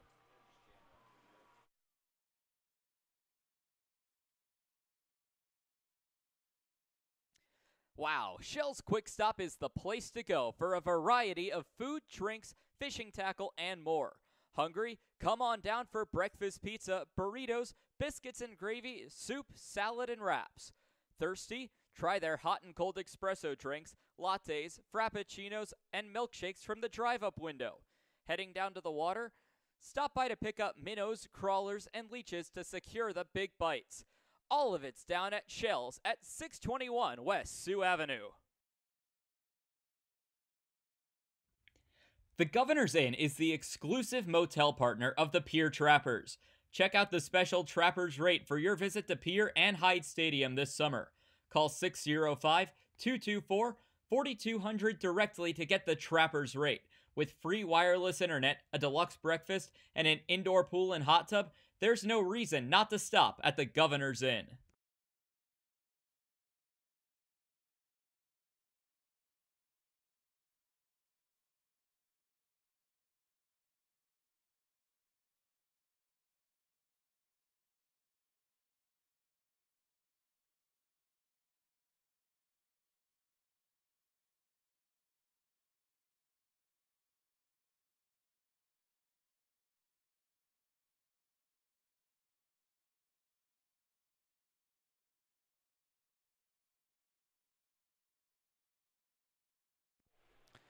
Luke Solis will lead things off here in the top of the 5th.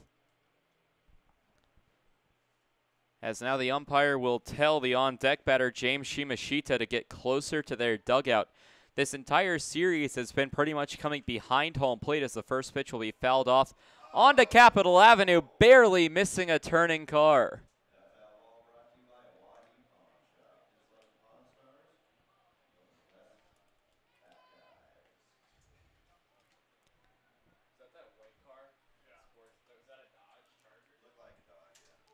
So an 0-1 count. Nobody on to the leadoff batter. As the pitch will catch the strike zone for strike number 2. Sodbusters with 4 base hits, 4 more than the Trappers have so far.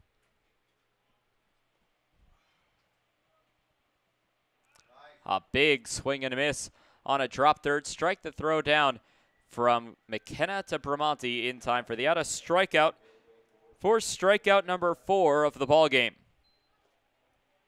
So Solis will go down on strikes. Drop third strike thrown down from the catcher to the first baseman as it will bring up James Shimashita. Shimashita represented the game-winning run yesterday as he was put on second base per the extra inning rule. Check swing will be called a strike regardless, so no balls, 1 strike. Today, 1 for 1. They single in the second and walked in the third. 0-1 breaking ball will miss high and away for ball number 1. Evens the count to 1 ball and 1 strike.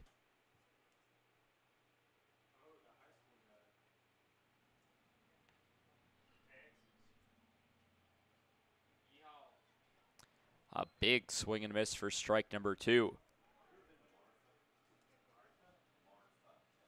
Shimashita out of San Diego, California, playing for the San Jose State Spartans. 1 ball, 2 strikes. A big swing and a miss for strike number 3. Strikeout number 5 of the ball game for Jacob Newman, and the second strikeout of the inning.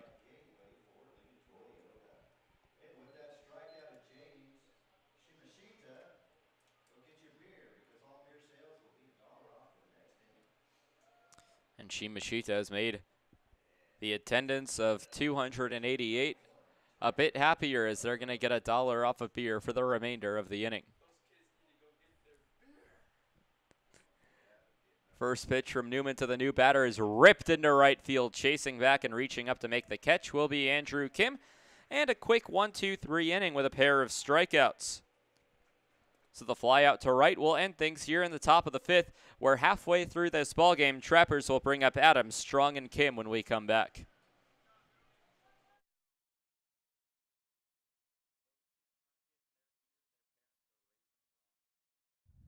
Total Beauty and Speedway Laundry are your homes for everything clothing in the capital area. Since 2010, Total Beauty has offered great customer service and competitive prices.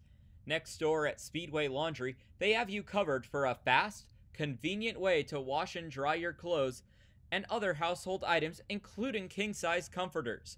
Visit them at 111 First Street in Fort Pierre. You don't need an illness to need a doctor. You don't need to feel sick to feel better. You don't need to be unwell to get well. What you do need is a primary care provider at Sanford Health. Better healthcare starts with regular wellness visits and a familiar face who knows you, your concerns, and your goals. We're here before you need us. We're here when you need us. We're here after you need us. We're here for you. Find your primary care provider at sanfordhealth.org today.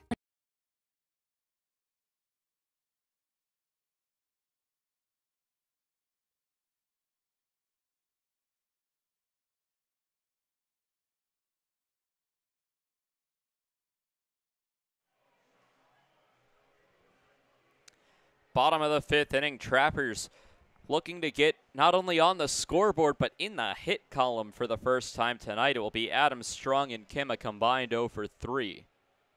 A few sponsors we'd like to say thank you to, including Foster's Rentals, Gators Pizza, The Governor's Inn, Capital Sports, Bank West, and Big Tom's Diner. Thanks for your continued support of Trappers Baseball. Bottom 5 as Colin Adams, who struck out swinging in his last at-bat, will take his second at-bat of the ballgame here in the 5th. 3 innings after his first, and the first pitch, line drive to left field right at Jackson Rocha for the first out of the inning. Made solid contact, but Rocha only had to move a few steps to his right to make the catch.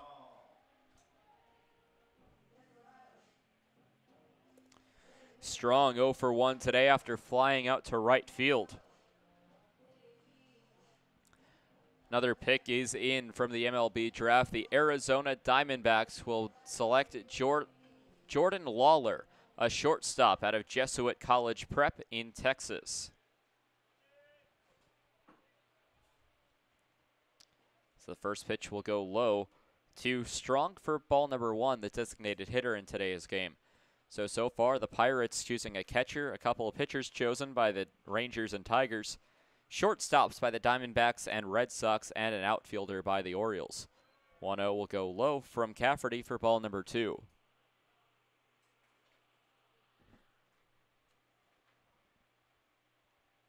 Kansas City Royals currently on the clock.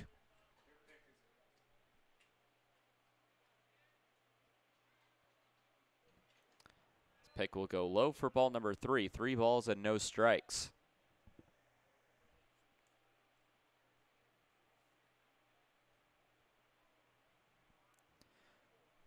So now a 3-0 to Strong.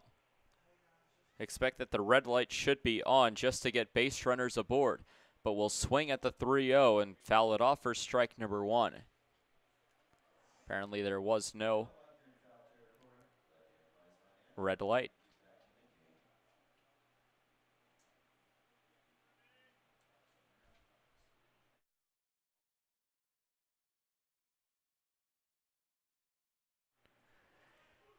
As that will be a called strike, as Strong stepped a few pitches out of the batter's box. Going for the walk, was not upset about it as he just calmly picked up the bat and walked back into the batter's box.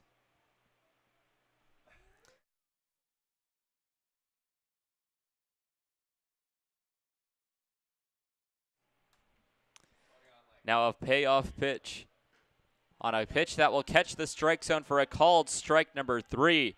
Strong upset about the call, but will walk back into the dugout at strikeout number 1, 2, 3, 4 for JT Cafferty.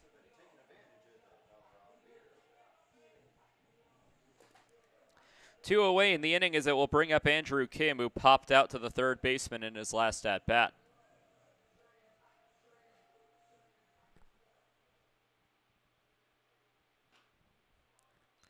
First pitch in there for Andrew Kim for a called strike number 1.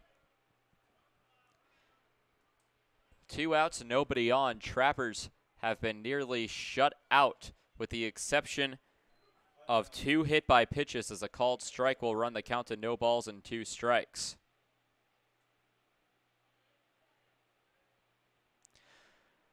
Seventh pick for the Kansas City Royals, Frank Mosicato.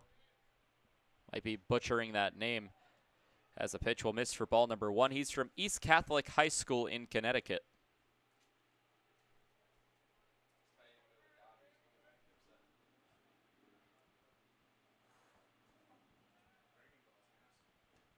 As a swing and a miss for strike number 3. Strikeout number 5 of the inning. Strikeout number 5 of the ball game. Strikeout number 2 of the inning. Kim goes down on strikes, and 1, 2, 3 go the Trappers. No runs, no hits, no errors, and nobody left on.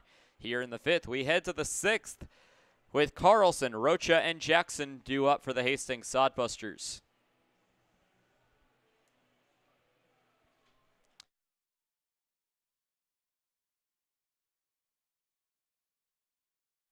Trappers fans, summer is here. Get your boat back in shape with a visit to Dano's Marine.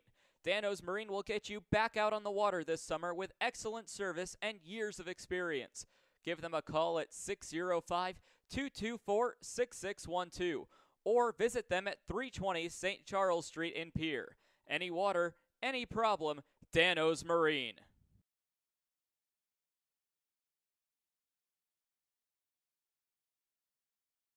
Join the Shell's loyalty program and never pay full price for gas again.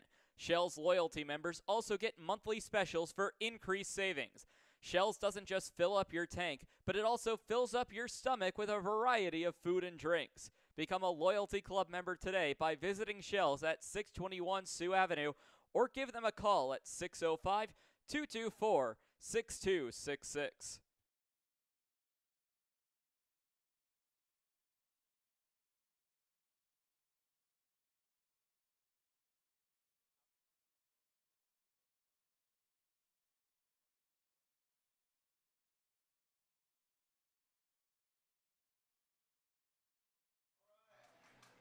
Sixth inning about to get underway, and if it was still yesterday's game, we would be nearly done with this ball game, but 4 more innings to go, 6, 7, 8, and 9. A few sponsors we'd like to thank before Nick Carlson steps into the batter's box, including American Family Insurance, Brittany Shufflebine, Brackey Financial, Corner Station The Crossing, Gentleman's Barber Shop, and Avera.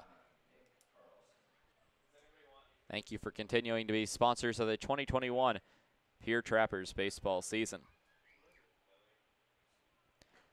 Has the first pitch swinging for strike number 1. No balls and 1 strike.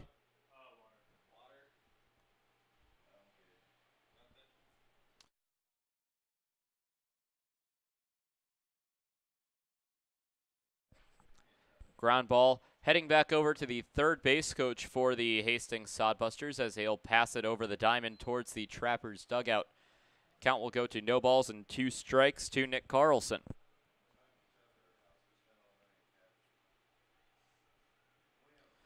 And 0-2.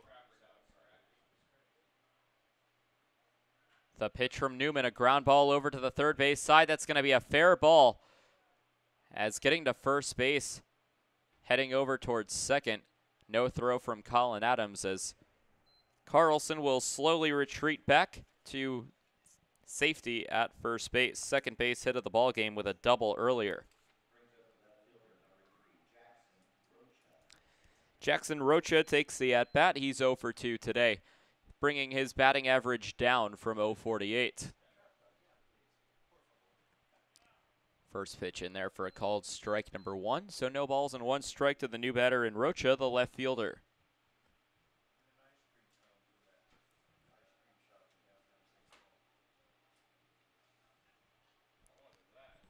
No balls, 1 strike on a pitch that will go low and even the count to 1-1.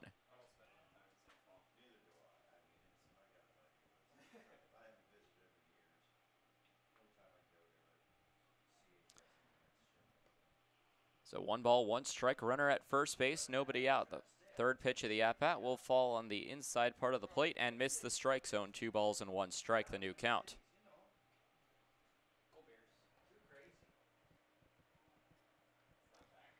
Updates from around the Expedition League.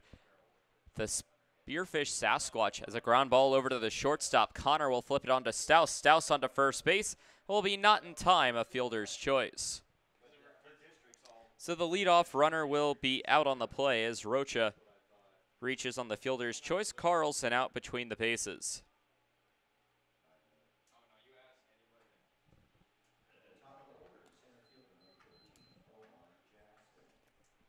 Omar Jackson will take the current at-bat.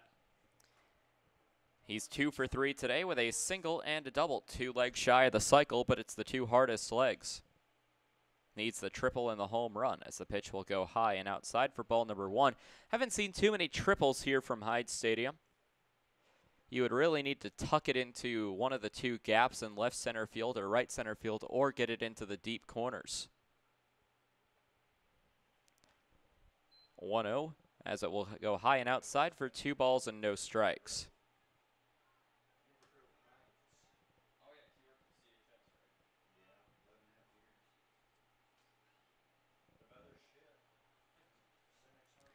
Two and 0. Newman accepts the sign. Runner goes on a pitch down. The throw down by McKenna, and that throw will be the first one that's not in time.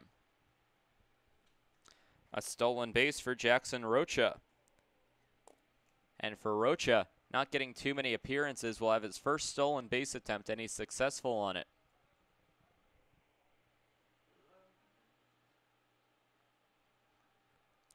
So now a 3-0 count after the stolen base. The pitch from Newman will be called a strike. Jackson thought about tossing the bat away, but it will keep the count alive as Newman will try to continue working on Omar Jackson. 3 balls and 1 strike. The Sasquatch dominating the Canyon County Spuds right now. Fly ball into center field. Mass coming after. Will fall for a base hit. Rounding third and coming home is Jackson Rocha. He's in, and a 1-out double for Omar Jackson. His second double of the ball game will drive in the 6th run for the Hastings Sodbusters.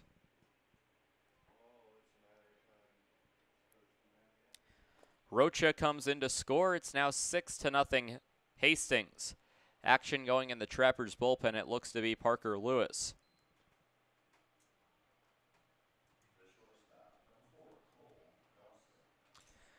So it'll bring up Cole Dawson after the double. But currently bottom of the 4th inning in Spearfish. 13-0 Sasquatch lead the Spuds. First pitch called a strike for strike number 1.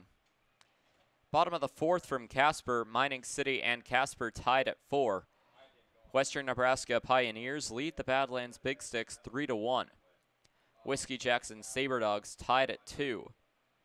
So now here comes the 0-1. That one's ripped into right field. It will go straight to Andrew Kim, runner at second base, and Omar Jackson stays where he is as the flyout will go to right field.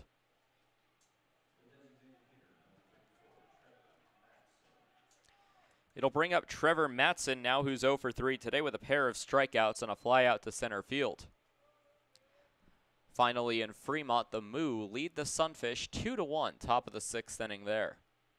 Playing a doubleheader today after the outfield was flooded in yesterday's game. Ground ball heading over to the shortstop, picked up by Connor, fires onto first base in time for the out, so the Trappers escape the inning with minimal damage. A 6-3 groundout will end the inning. 1 run, it was earned against Jacob Newman.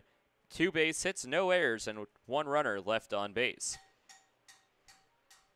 Sodbusters have scored in every even-numbered inning, while the Trappers still looking for their first base hit of the ballgame. When we come back, Braden Cordes, Thomas McKenna, and Ty Stouse due up.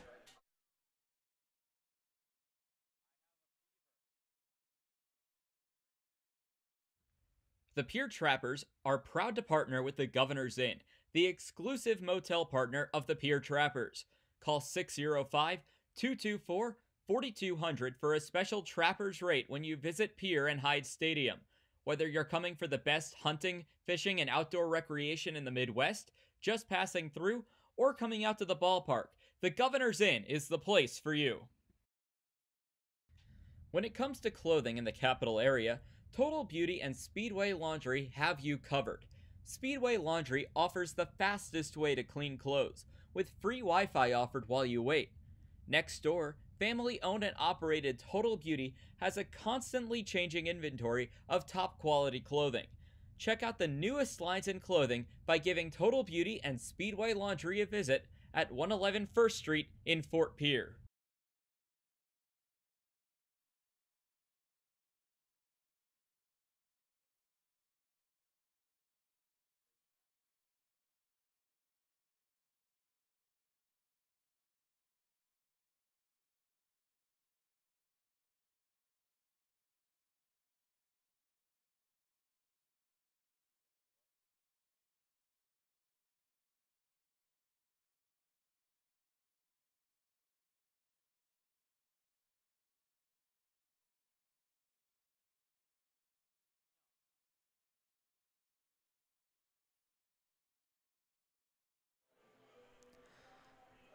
Bottom of the 6th inning coming up here from Pierce, South Dakota.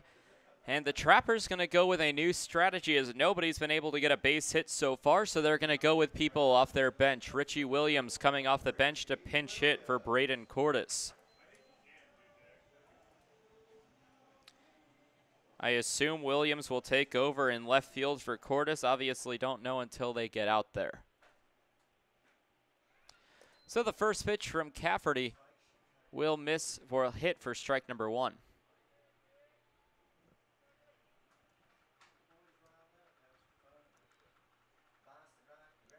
Cafferty winds up and deals on a ground ball over to the right side, and that will get through for a base hit, and the first base hit of the ball game. No hitter broken up here in the 6th after the base hit.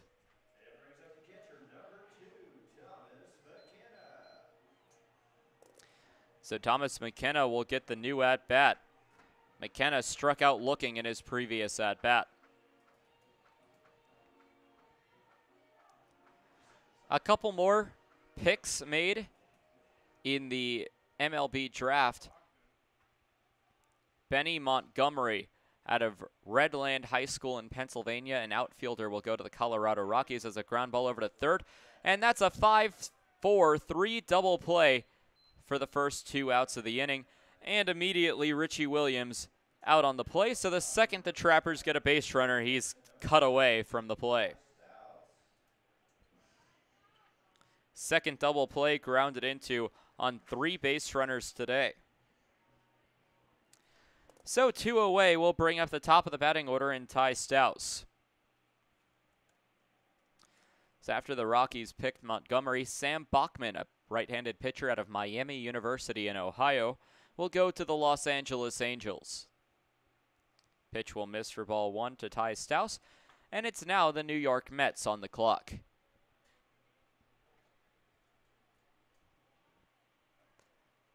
"1-0, pitch will bounce into the dirt and skip up and hit the screen. 2 balls and no strikes. Cafferty seeming to struggle more so with control here in the 6th inning, however, still being lights out. Facing the minimum +1. 2-0 on its way, and a fly ball hit to left field. Rocha chasing after it will reach up and make the catch for out number 3. So although the first base hit for the Trappers today comes here in the bottom of the 6th, it will still be 3 batters faced this inning. The fly out to left by Ty Stouse. No runs on 1 base hit, no errors, no runners left on base. Still 6-0 Sodbusters. They'll look to extend their lead with Riley Solis and Shimashita coming up in the top half of the 7th.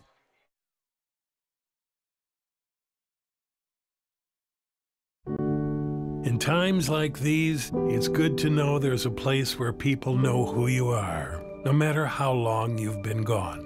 A place where the smells of home cooking are still in the air, where a simple wave warms your heart, and sharing stories with family, friends, and your community is just a way of life. Yes, in times like these, it's good to be home. Farmers Union Insurance, protecting what's important in life.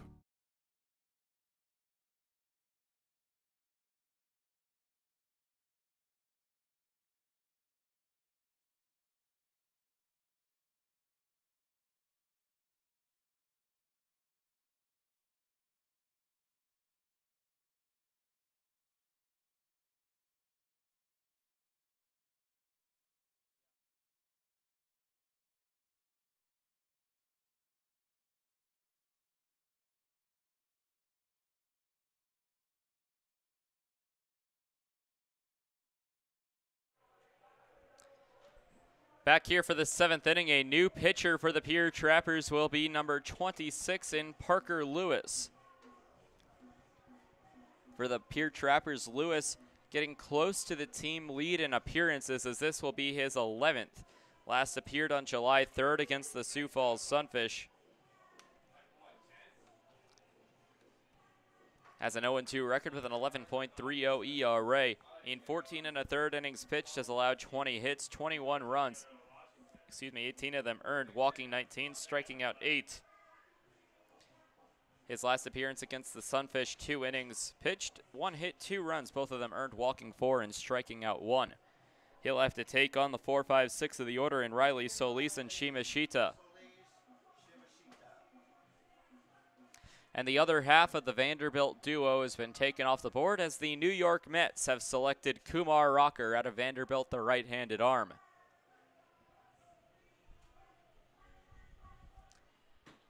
So back-to-back players and pitchers from a university rather than a high school after 3 straight high school selections.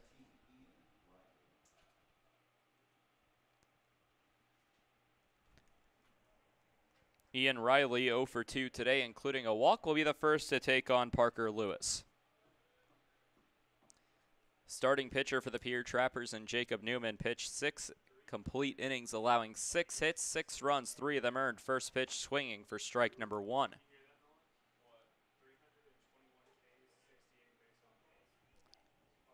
Newman walked 4, striking out 5 in his appearance. And 0-1, Lewis deals on a pitch in the dirt and will even the count to 1 ball and 1 strike.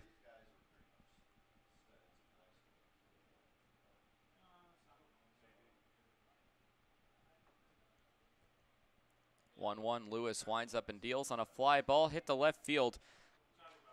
As Williams will come in diving, can't make the play. It will be a base hit for Ian Riley.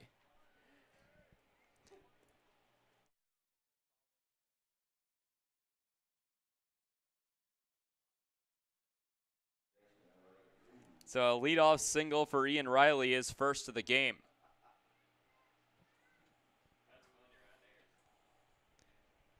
Luke Solis, who's 0 for 3 today with a pair of flyouts to center field and a strikeout.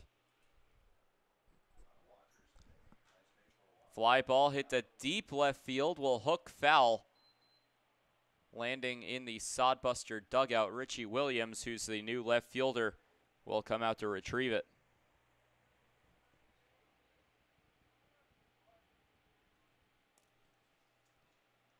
Go for a long strike number 1.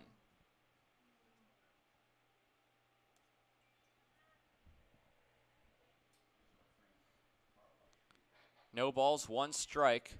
Sodbusters outscoring and out hitting the Trappers by 6 in each category. Called strike at the knees, no balls and 2 strikes.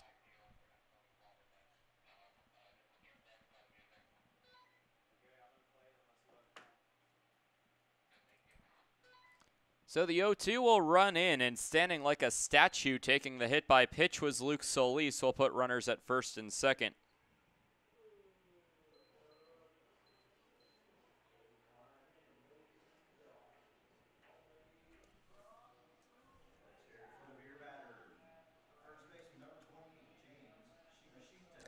So after the leadoff single and then the hit by pitch, it will put runners at first and second with nobody out for James Shimashita.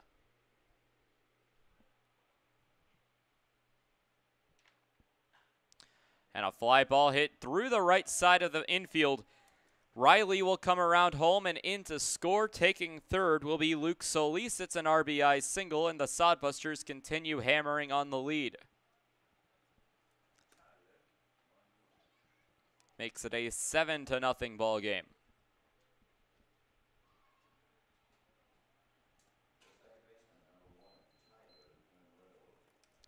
Shimashita is second base hit of the day. Solis advancing over to third as Riley comes in to score. First time Riley's crossed home plate safely. First pitch will go high to the new batter in Monroe for ball number 1.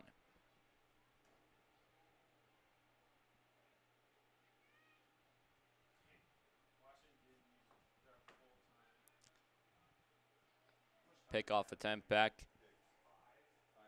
to first base. And we'll put the count. It's a swing and a miss. We'll even the count to 1 ball and 1 strike.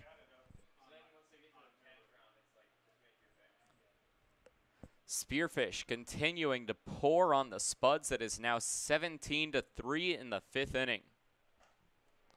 Big swing and a miss for strike number 2. Count will go to 1 ball and 2 strikes for Tyler Monroe, who's 0 for 2 today.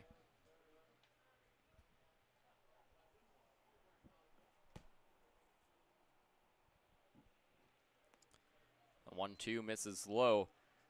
Lewis has worked the count even to Monroe, 2 balls and 2 strikes.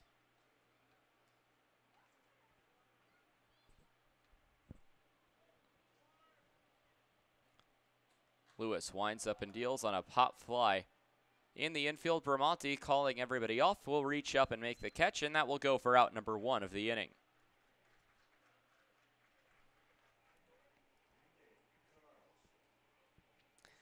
Nick Carlson becomes the new batter. He is 2 for 2 today with a single, double, and reached on a fielder's choice.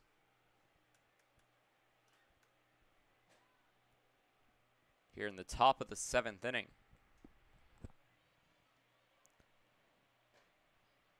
First pitch from Lewis will go above the Hastings word mark on the front of the jerseys. 1 ball, no strikes. Runners at the corners. Shimashita at first, Solis at third. 1 away. The 1-0 will go high from Lewis. 2 balls and no strikes. Only 1 base hit for Pierre so far, as JT Cafferty on the mound has been lights out.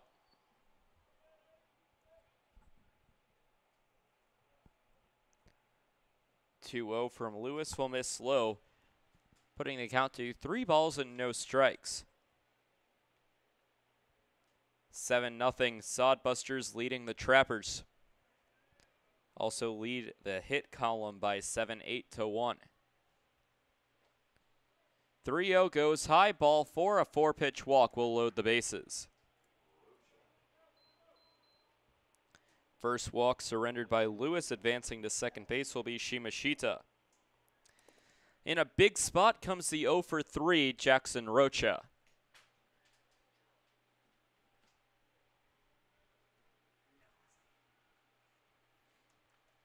Rocha has struck out, grounded out back to the pitcher, and reached on a fielder's choice. First pitch to him will go high for ball number 1. Rocha has struck out 9 times this season, walking twice. 1-0 swung on and missed for strike number 1 will even the count to 1 ball and 1 strike.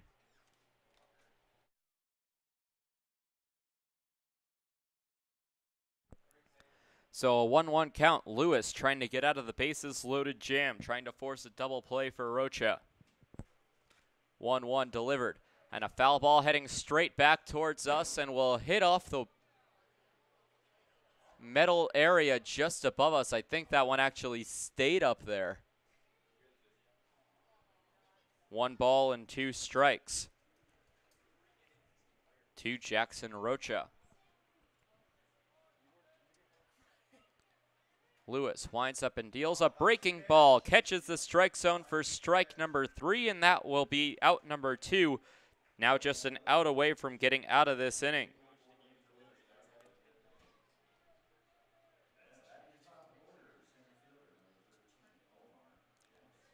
Omar Jackson will become the new batter as the back to the top of the order. He's 3 for 4 today with a pair of doubles, a single, and a ground out to third base. First pitch from Lewis will be swung on and hammered into center field. Mass coming after it will not be able to get there. Into score comes Solis and Shimashita, a 2 RBI single by Omar Jackson. It will extend the Sodbuster lead to 9-0 now as they keep on hammering against the Trappers pitching staff.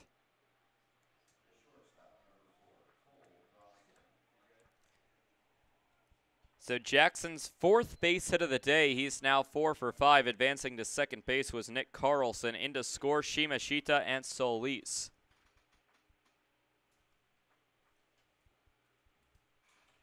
Lewis checks over at second base. First pitch will catch the zone for strike number 1.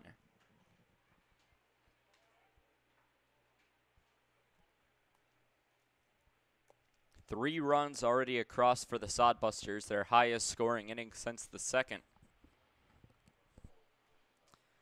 Pretty much clinching a series victory, barring a big comeback for the Trappers in the next 3 bottom halves of the innings. And 0-1 to the batter in Cole Dawson, who's 0 for 3 today with a walk. 0-1 is hammered to right field. Chasing after it, it will be Andrew Kim into foul territory. Will let it go and drop for a foul ball.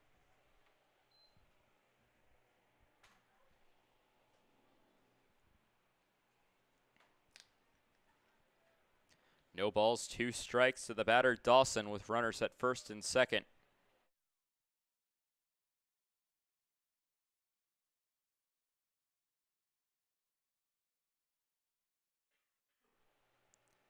So now an 0-2. Lewis just a strike away from getting out of the inning. The pitch to Dawson. A ground ball up the middle. Fielded and flipped onto second base. Dropped ball by Ty Stoss. And the fielder's choice, everyone will be safe. And saying that Jackson would have been safe at second base anyway. No error awarded to either of the middle infielders. Advancing over to third will be Nick Carlson on the play, and the bases are loaded for the designated hitter, Trevor Matson. And Connor, unsure why he didn't go on to first with 2 away in the inning. First pitch will be called a strike, strike number 1.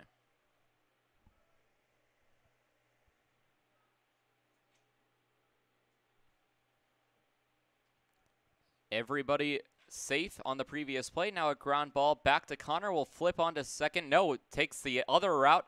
Thought about going to second base, but will fire onto first base for the 6-3 ground out, getting the assist regardless. So Matson 0 for 5 today as it will end this inning.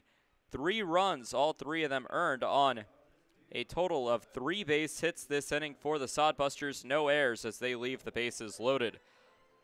7th inning stretch here from Hyde Stadium. It's the 2-3-4 coming up in the bottom half of the inning in Mass, Connor, and Bramante.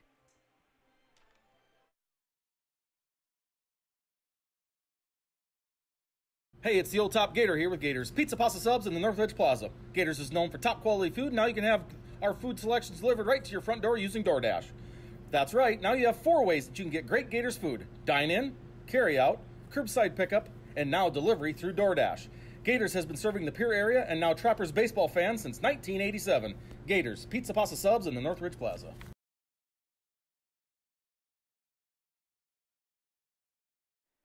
Dan-O's Marine is a proud partner of Pierre Trappers Baseball.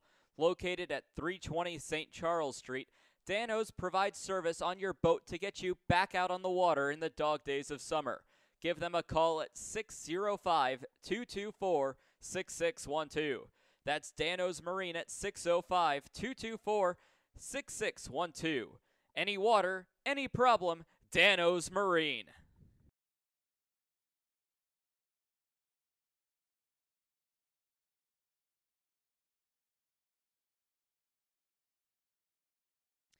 Wow, Shell's Quick Stop is the place to go for a variety of food, drinks, fishing tackle, and more. Hungry? Come on down for breakfast pizza, burritos, biscuits and gravy, soup, salad, and wraps. Thirsty? Try their hot and cold espresso drinks, lattes, frappuccinos, and milkshakes from the drive-up window. Heading down to the water? Stop by to pick up minnows, crawlers, and leeches to secure the big bites. All of it's down at Shell's at 621 West Sioux Avenue.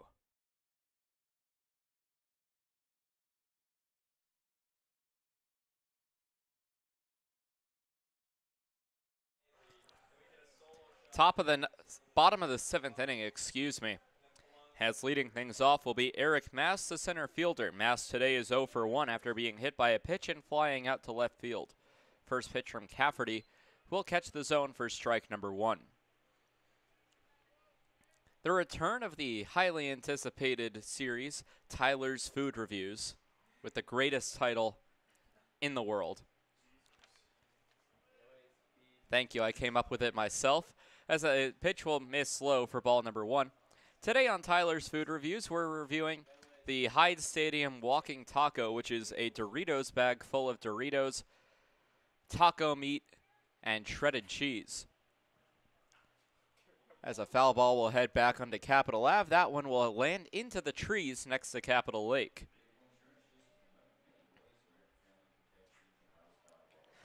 One ball and 2 strikes. And honestly, it was a really good option. You can eat it with a fork, and it was clean to eat. It's convenient. It's called a walk-in taco for a reason because you could carry it in the bag, and the flavors were all there. Highly recommend. 10 out of 10 would eat again. So a ball will miss for ball number 2. 2 balls and 2 strikes to Eric Mast.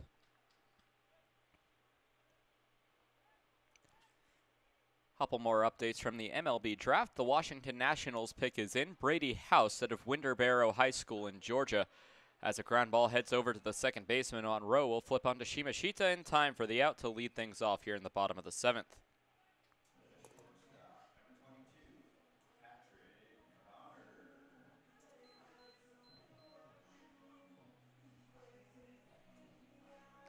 Patrick Connor 0 for 2 with a pair of groundouts to shortstop. One was a 1-out groundout, one was a 6-4-3 double play. First pitch will miss on the outside part of the plate for ball number 1.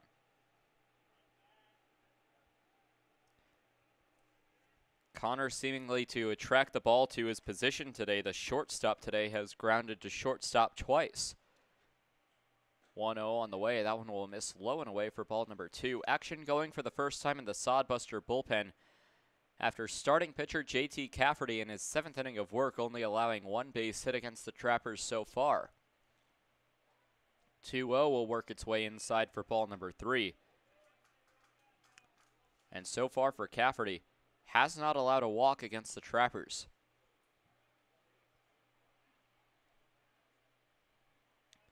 .3-0 will go high, and a 4-pitch walk will go for the second batter of the ballgame.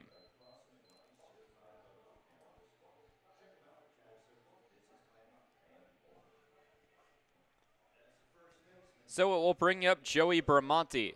The Trappers need to get something going in this inning if they want to come back from a 9-run deficit.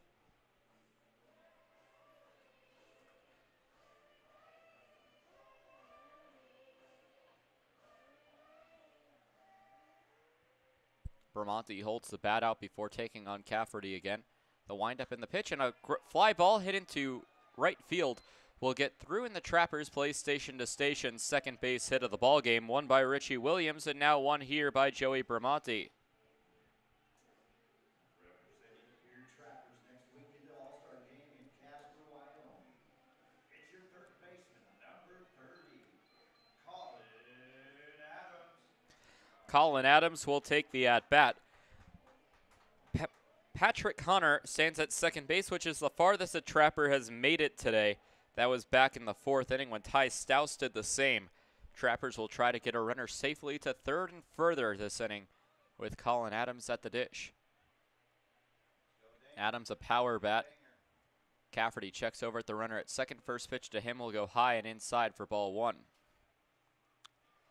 Another pick is in from the MLB draft, the 12th overall pick. The Seattle Mariners select Harry Ford out of North Cobb High School in Georgia. The catcher finished up his senior season of high school ball. 1-0 will catch the strike zone, evening the count to 1 ball and 1 strike. With the Mariners pick, it will bring up the Philadelphia Phillies, who are now on the clock. 1 ball, 1 strike.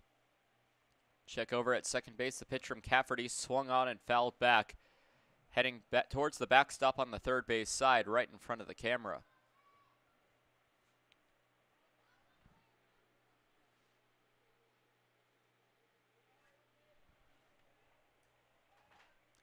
It's now 1 ball and 2 strikes.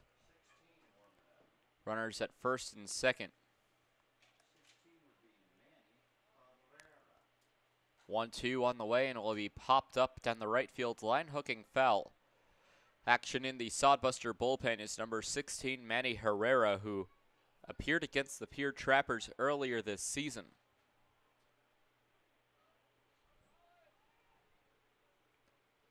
One ball and 2 strikes here in the bottom of the 7th inning. Approaching the 2-hour mark on today's ball game. Time called as Adams steps out of the batter's box. Adams today 0 for 2 with a strikeout swinging in the 2nd and a fly out to left in the 5th.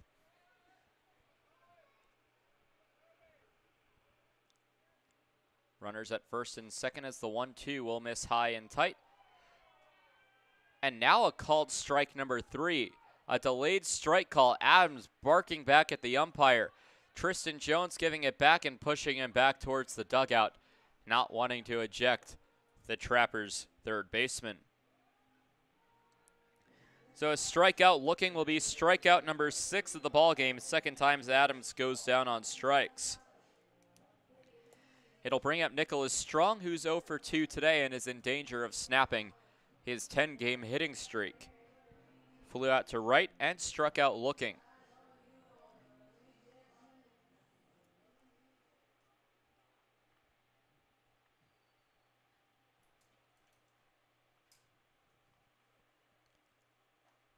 First pitch will catch the strike zone high and inside for strike number 1 to Strong, the DH. Updates from around the Expedition League. Canyon County has cut into the large Sasquatch lead. It is a barn burner in Spearfish, 17-8 in the top of the 5th.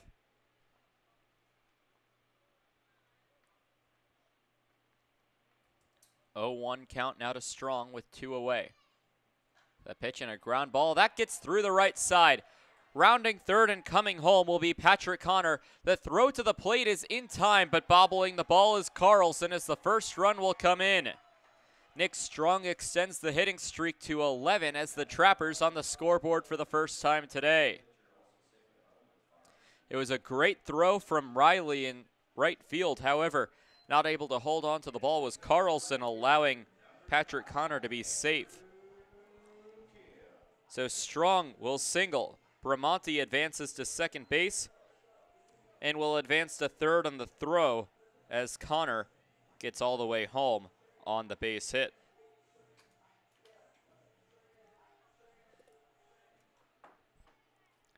Andrew Kim 0 for 2 today will take the new at-bat.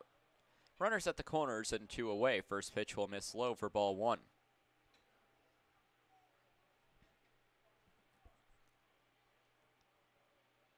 Runners remain at the corners for Kim. Cafferty in line for his first victory of the season as he started his season on the mound 0-3.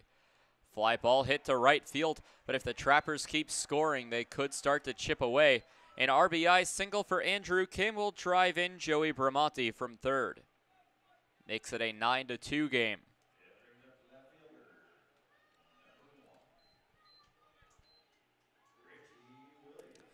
Third base hit of the inning after only having one entering this frame as time will be called as Chandler Wagner will come out to talk to his pitcher.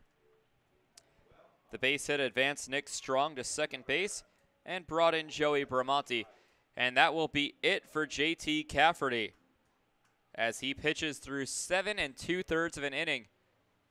6 2/3, close to pitching 7 complete. It will be Manny Herrera. We'll get you caught up on his statistics when we come back here on the Pierre Trappers YouTube and Mixlr live streams.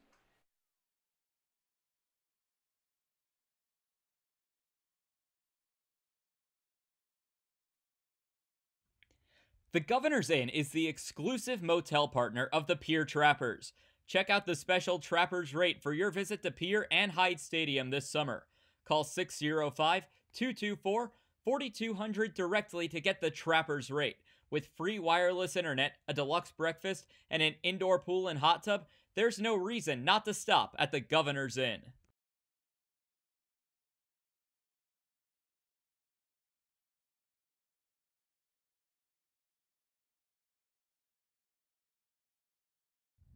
Total Beauty and Speedway Laundry are your homes for everything clothing in the capital area.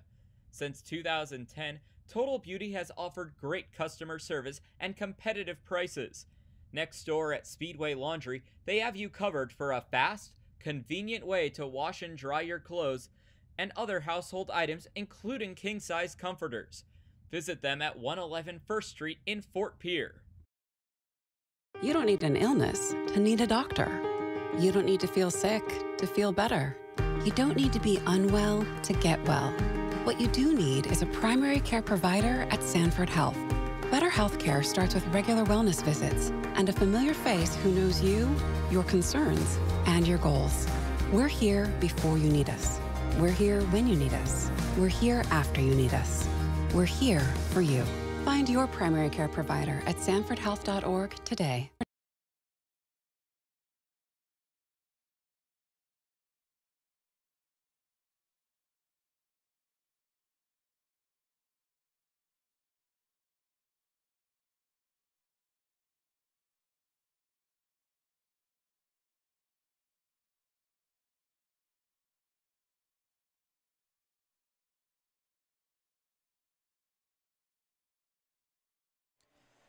Richie Williams will be the first batter to take on Manny Herrera with 2 away and runners at first and second. Manny Herrera, the freshman out of York College playing for the Panthers, calls Panama City, Panama his hometown.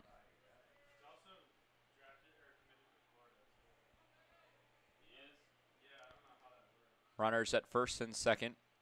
A wind up in a pitch and a ground ball. That's a fair ball. No, foul. Called foul as it skipped over the first base bag. That could have been a huge base hit for the Pierre Trappers, but called foul. Everybody will have to retreat back to their former positions. Kim at first base, Strong at second.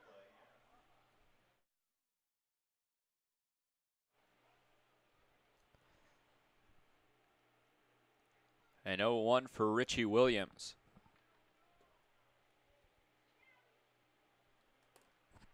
Herrera checks over at second base. The pitch will go low, 1 ball and 1 strike. Herrera has appeared 14 times this season on the mound, making this appearance number 15. He has a 3-0 record with 1 save, a 10.80 ERA. In 21 2/3 innings pitched, has allowed 24 hits, 26 runs, walking 24 and striking out 21. Fly ball down the right field line, that will also hook foul for strike 2. His last appearance back on July 7th against the Fremont Moo, pitched in 1 1/3, allowing 6 base hits, 8 runs, all of them earned, walking 2 and striking out 2. This season for the Panthers, had a 2-1 record with a 9.64 ERA.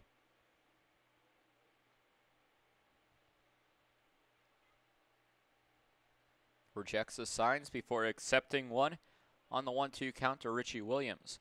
The wind-up and deal on a pitch that misses on the outside part of the plate, 2-2.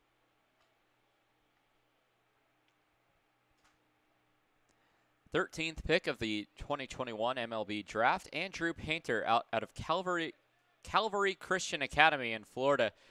Actually played against them as I grew up in South Florida. They're an incredible baseball program and always hated facing them in districts. High school junior gets drafted by the Philadelphia Phillies.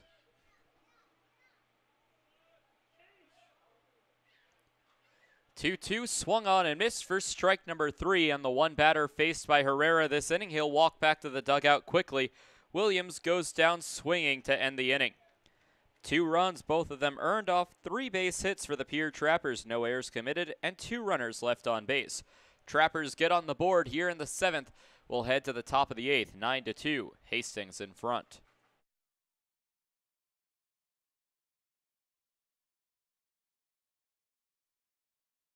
Trappers fans, summer is here. Get your boat back in shape with a visit to Dano's Marine. Dano's Marine will get you back out on the water this summer with excellent service and years of experience. Give them a call at 605-224-6612 or visit them at 320 St. Charles Street in Pierre. Any water, any problem, Dano's Marine.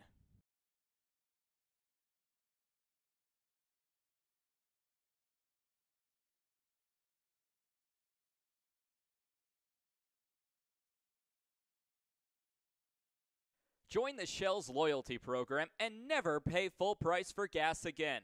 Shell's loyalty members also get monthly specials for increased savings. Shell's doesn't just fill up your tank, but it also fills up your stomach with a variety of food and drinks. Become a loyalty club member today by visiting Shell's at 621 Sioux Avenue or give them a call at 605-224-6266.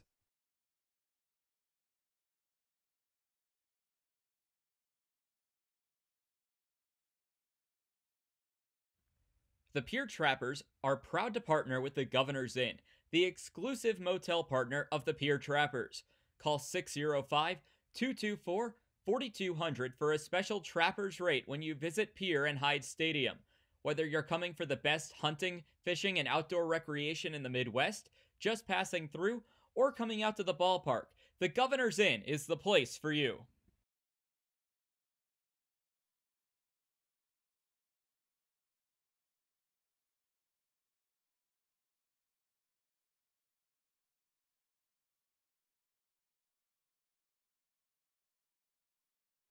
Back for the top of the 8th as the first pitch is swung on and missed by Ian Riley, who led off last inning with a single. 9 batters came around for the Sodbusters in the top half of the 7th. We'll look to do the same here in the top half of the 8th against Lewis. Foul ball will head back into the screen for strike number 2.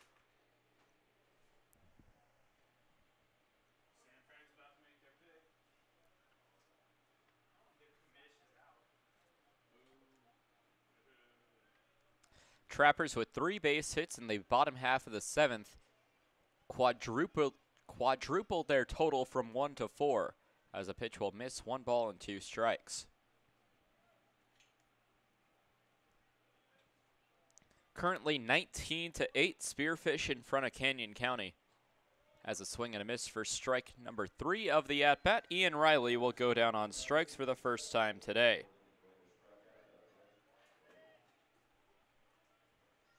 So 1 out here in the top of the 8th as Riley goes down swinging. It'll bring up Luke Solis. Solis 0 for 3 with a pair of flyouts to center field, a strikeout, and was hit by a pitch. First pitch will miss for ball 1.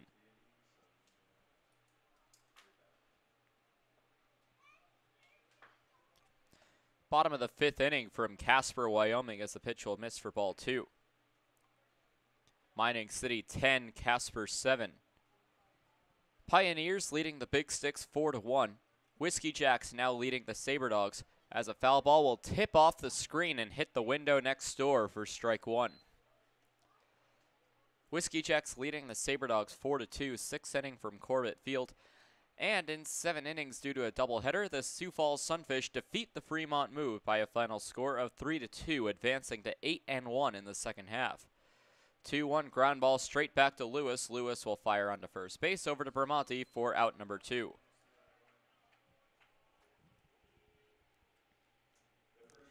Two up, 2 down as it will bring out James Shimashita.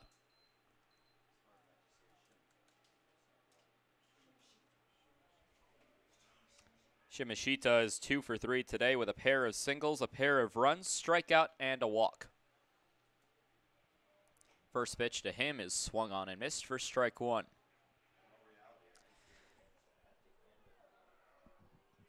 That game from Moeller Field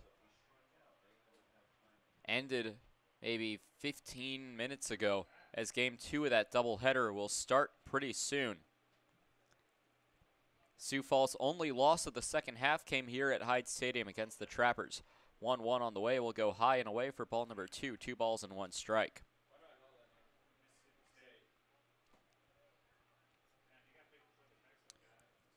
San Francisco Giants with the 14th pick of the MLB draft will choose Will Bednar. 2-1 will miss low and away for ball number 3.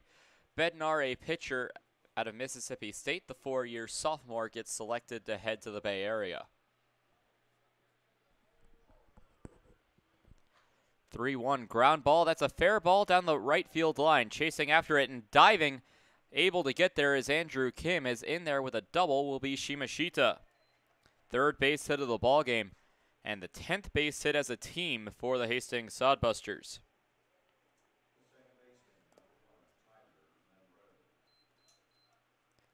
Tyler Monroe becomes the new batter. He's 0 for 3 with a walk.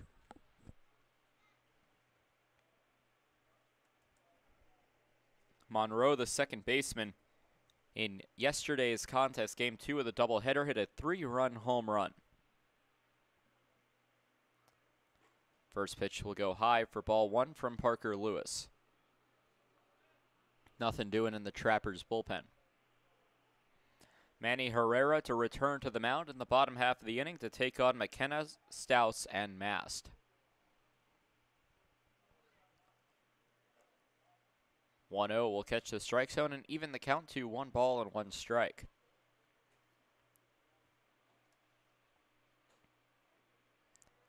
The Milwaukee Brewers with the 15th pick currently on the clock.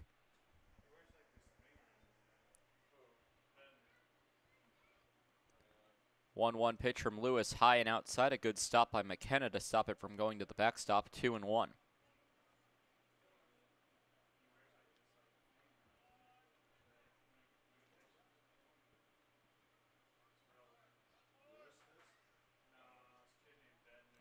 So 2 balls, 1 strike. The windup and pitch from Lewis is a fly ball to right field. Hooking foul will even the count to 2 balls and 2 strikes. From our angle here in the press box, those line drives that hook well foul down the right field line, hard to tell if those are fair or foul off the bat. So often you have to look at the players and see how the players react. If they start heading and moving, you know it's a chance of staying in the park. If they don't move at all, you know it's well foul.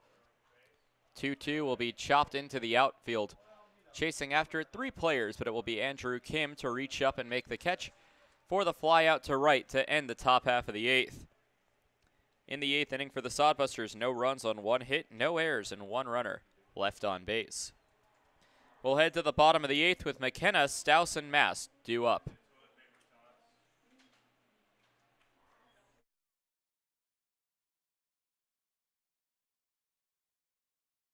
In times like these, it's good to know there's a place where people know who you are, no matter how long you've been gone.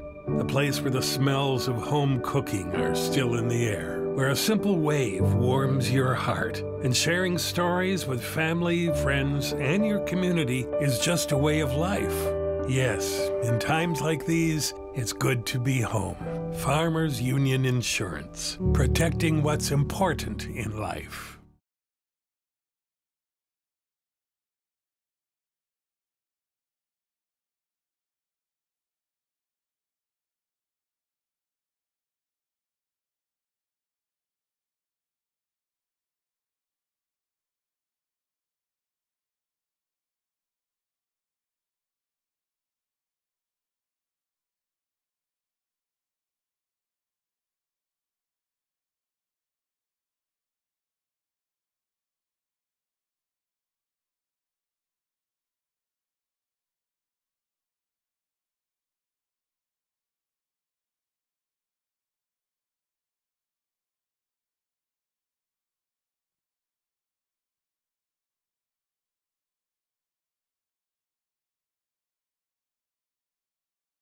Hey, it's the old top Gator here with Gators Pizza, Pasta, Subs in the Northridge Plaza. Gators is known for top quality food. Now you can have our food selections delivered right to your front door using DoorDash.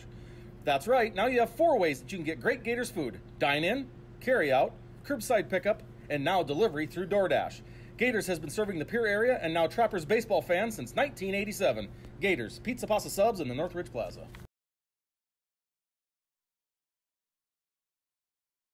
Thomas McKenna leads things off here in the bottom of the 8th inning. Manny Herrera returns to the mound as he misses the first pitch for ball number 1.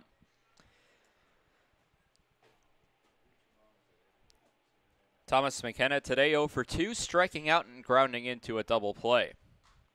Fly ball hit to right field, hook foul for strike number 1. It will hit off the light pole and bounce back out onto the field.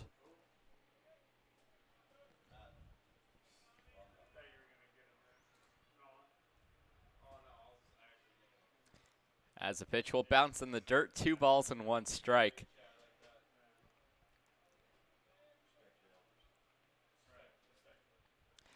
As the Spearfish Sasquatch have now hit 20 runs in the 5th inning.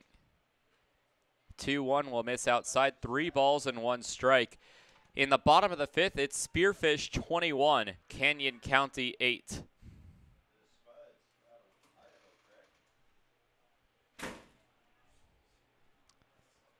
Three and 1. The pitch from Herrera will run inside for ball 4 and a leadoff walk.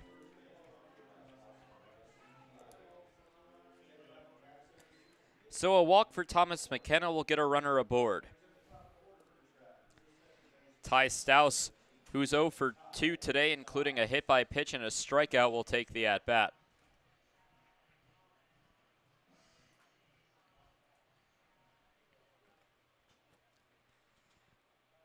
Sasquatch have scored in every inning of that game, 5 in the first, 1 in the second, as the first pitch will fall in for strike 1. 7 runs in the 3rd, and then 4 spots in the 4th and 5th, respectively. 18 base hits on the day for Spearfish as well.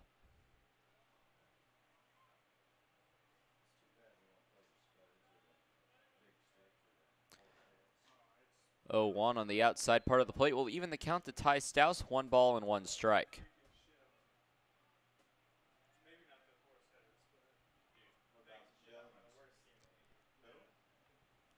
So 1 ball and 1 strike, 9-2. Hastings leading here in the bottom of the 8th.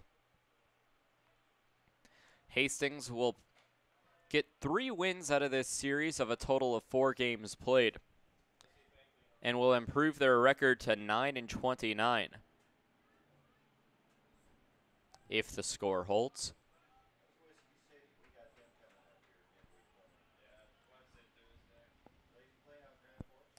tomorrow, the Trappers will travel as a fly ball hit the left field. Chasing after it is Rocha, who will reach up and make the catch for out number 1 of the frame.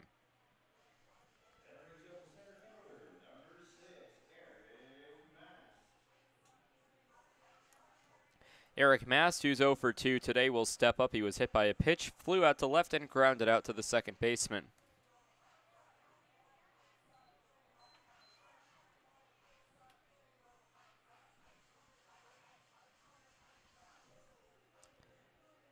So Mast will take the at-bat with McKenna standing at first base. Trappers trailing by 7. Does not help that the Trappers also committed 3 errors in today's contest, while the Sodbusters did not commit an error.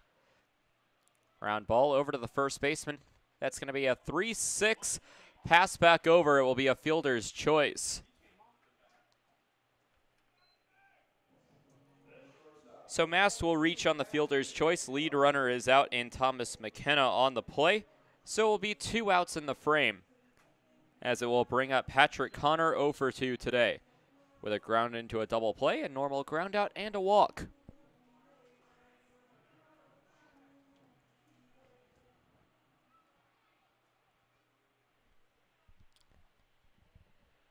Still one more inning to go between the Sodbusters and the Trappers in their July meeting. Pitch will be a called strike for strike number 1 of the Expedition League months in which they play. So that's May, June, July, and August.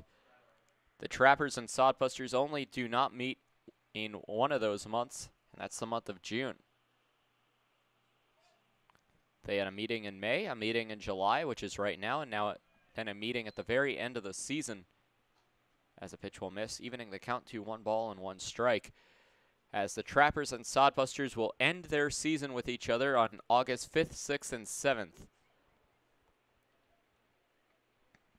And if the season were to end today, it would be the final games that both the Sodbusters and Trappers play. As a pitch will go outside for ball 2.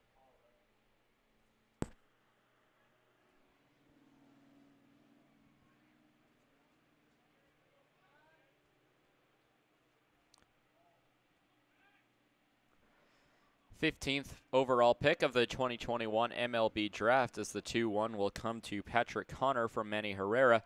Taking off on a ball that goes away. Mast slides into second base, didn't see that the ball got away, as it will go down as a stolen base.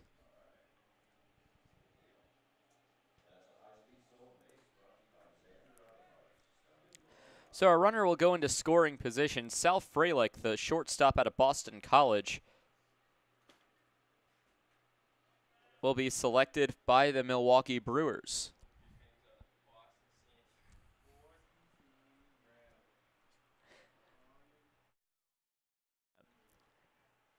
As the 3-1 will catch the strike zone and even the count to 3 balls and 2 strikes. Or run the count full, I should say.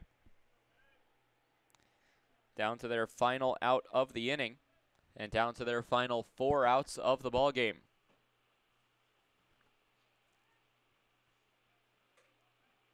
Nine to 2 in runs, Hastings leading. 10 to 4 in hits, Hastings also leading that. 3-2 will miss low for ball number 4, putting runners at first and second, putting a force at every base besides home plate. Second walk of the inning, surrendered by Manny Herrera.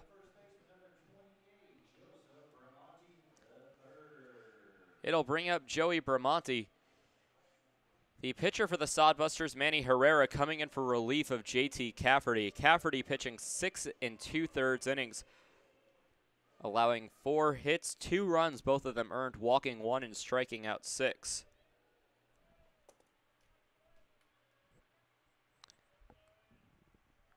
Two runners on, and the pitch to Bramante will go low for ball number 1. Bramante and the on-deck batter, Colin Adams, both with the team lead in home runs with 6 each. A home run here would cut it to a 9-5 deficit. 9-2, bottom of the 8th. A fly ball hit to right field. Riley, a few steps over to his left, will reach up and make the easy catch out in right field. So that will end the 8th inning on the fly out to right by Joey Bramante. In this inning, no runs on no hits, no errors, and 2 runners left on base for the Pierre Trappers as they go scoreless here in the bottom of the 8th. We'll head to the top of the 9th. The 8-9-1, Carlson, Rocha, and Jackson due up for the Hastings Sodbusters.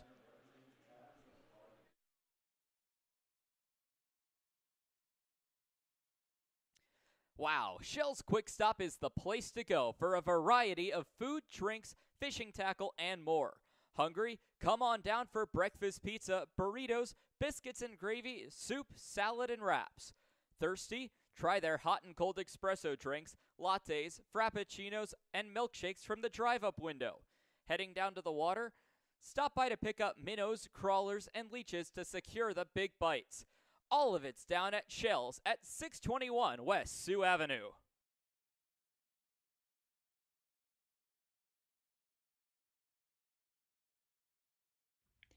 The Governor's Inn is the exclusive motel partner of the Pierre Trappers. Check out the special Trappers rate for your visit to Pierre and Hyde Stadium this summer. Call 605-224-4200 directly to get the Trappers rate. With free wireless internet, a deluxe breakfast, and an indoor pool and hot tub, there's no reason not to stop at the Governor's Inn.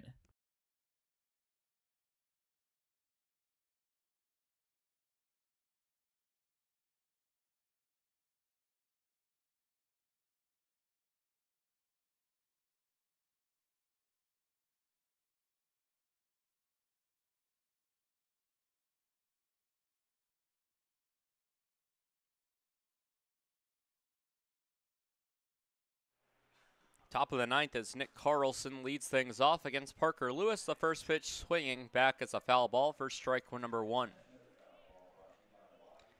Carlson today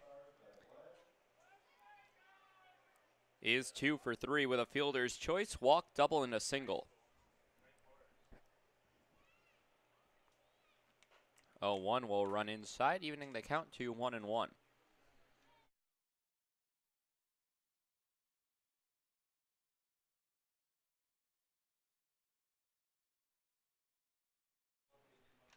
One ball, one strike. Pitch will go high and inside. 2 balls and 1 strike. Nobody on to the leadoff batter at the top of the 9th inning. Sodbusters going to look for insurance to pad their 7-run lead. 2-1 pitch swinging back to the backstop. 2 balls and 2 strikes. With the 16th pick in the 2021 MLB Draft, the Miami Marlins select Khalil Watson out of Wake Forest High School in North Carolina. The high school senior shortstop will head to the 305 as the pitch will go low, 3-2. Watson was ranked 4th in the overall boards by MLB.com. So if the math is correct, if he was projected the 4th pick and went 16, a steal for the Marlins. A ground ball over to the second baseman. Stouse will pick it up, fire onto first base in time for the out. A 4-3 ground out will begin things here in the top of the 9th inning.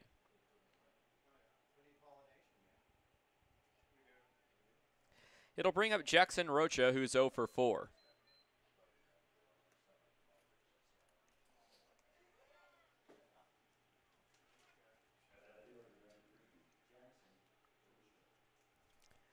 Rocha struck out twice, grounding back to the pitcher in the 4th and reaching on a fielder's choice in the 6th inning. Later coming around to score as he'll foul the first pitch off for strike 1.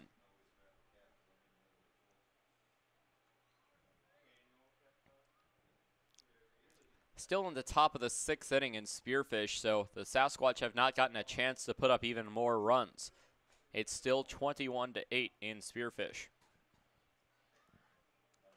Pitch will go high, evening the count to 1 ball and 1 strike.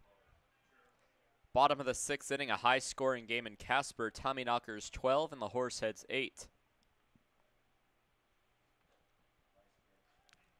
1-1 will miss. 2 balls and 1 strike from the pitch from Lewis to Rocha. Looking for his 2nd base hit of the season. 2-1 will catch the strike zone, evening the count to 2 balls and 2 strikes. for Rocha, now 1 for 25 on the year.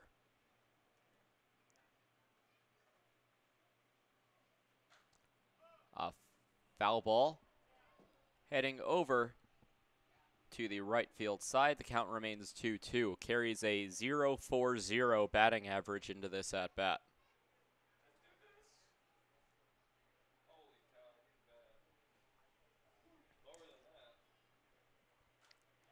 2-2 has a pop fly in the infield in foul territory, as Ramonti will reach up and make the catch for out number 2 of the inning. So that will push him to 1 in 26 on the season, dropping his batting average to an 0.38.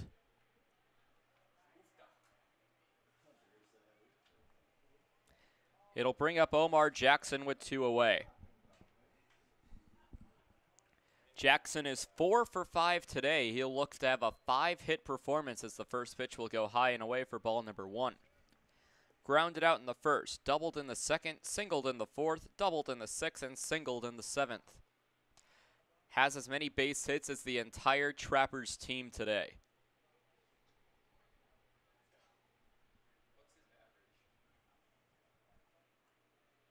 Jackson with his 4 for 5 performance is now 24 for 95 on the season, which will go for a 253 batting average.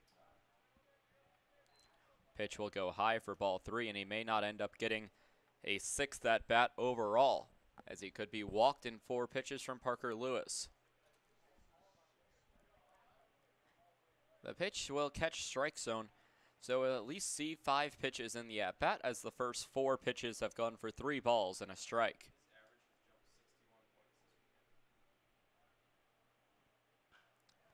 Ground ball heading up to the second baseman. Stouse will fire on.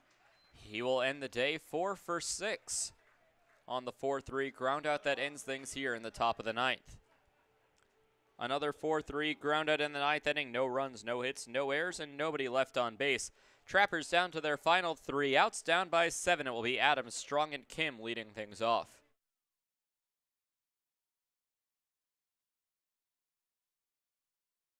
You don't need an illness to need a doctor. You don't need to feel sick to feel better. You don't need to be unwell to get well. What you do need is a primary care provider at Sanford Health.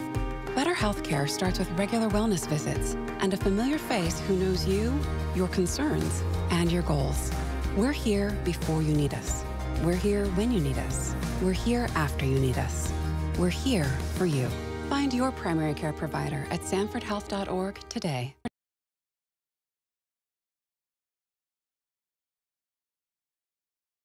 Trappers fans, summer is here. Get your boat back in shape with a visit to Dano's Marine.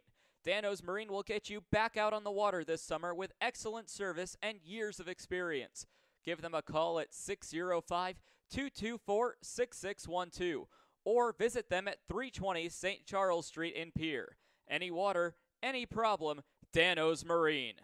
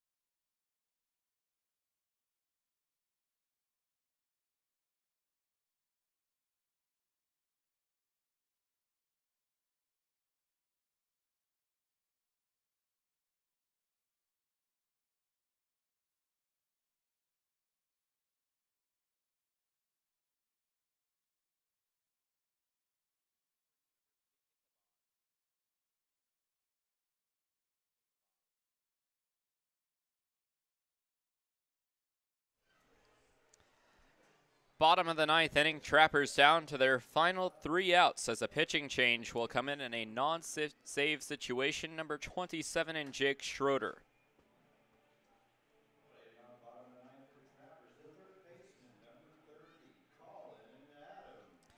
Colin Adams takes the at-bat, leading things off against Schroeder. The freshman out of Hastings, Nebraska, continuing to stay in his hometown for summer ball, playing for the Washburn University Ichabods. In 11 appearances and 2 starts, has an 0-4 record with an 8.46 ERA. First pitch swinging for strike number 1 to Colin Adams. In 22 and a third innings pitch, has allowed 24 hits, 26 runs, 21 of them earned, walking 22 and striking out 20. As the 0-1 will miss low in the dirt, kicking up some dirt from home plate, 1 ball and 1 strike. His last appearance on July 8th against the Fremont Moo pitched 2 innings, no hits, no runs, no walks, no strikeouts. Foul ball will put the count into Schroeder's favor, 1 ball and 2 strikes. Manny Herrera, who came in for relief of JT Cafferty, will go 1.1, allowing no hits, no runs, walking 2 and striking out 1. Pitch will bounce in the dirt for ball 2. Evens the count to 2 balls, 2 strikes to Colin Adams, looking for his first base hit today as he's 0 for 3. 2-2 will go high and inside for ball number 3, 3 balls and 2 strikes.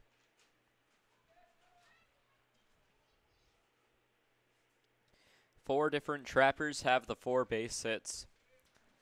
Meanwhile, for a called strike number 3, Adams, just you can tell by his facial expression, disagreed with the call but not willing to argue with the home plate umpire anymore. So 1 away as Adams will strike out looking. He gets the hat trick of strikeouts.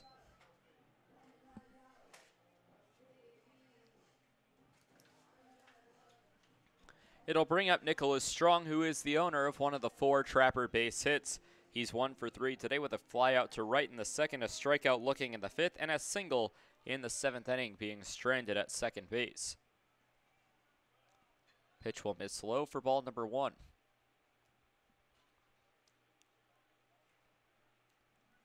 With the 17th pick in the 2021 MLB draft, the Cincinnati Reds select Matt McClain out of UCLA.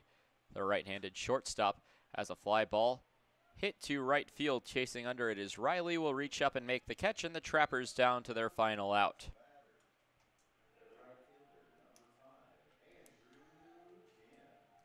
It'll be Andrew Kim representing the final out for the Sodbusters to walk away from Hyde Stadium with the victory.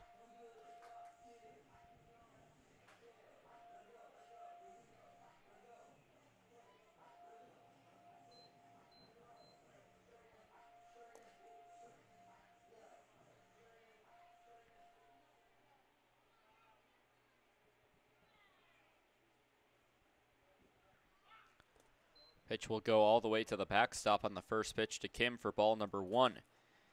If Kim should extend the inning, it would bring up Richie Williams, the left fielder, who got a pinch hit for Braden Cordes in the 6th.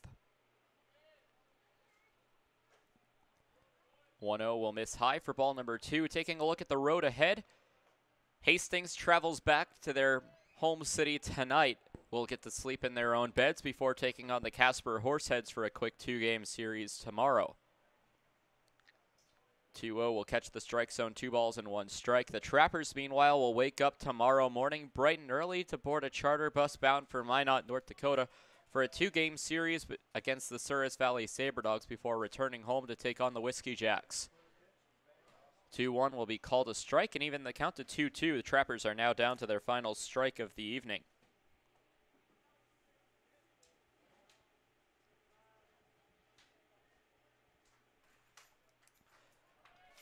Schroeder looks in, kicks and fires on a ground ball down the right field line. That will be a base hit. That will be extra bases as well. Taking off for second base, the throw in from Riley, sliding in with a double. The Trappers still alive for now.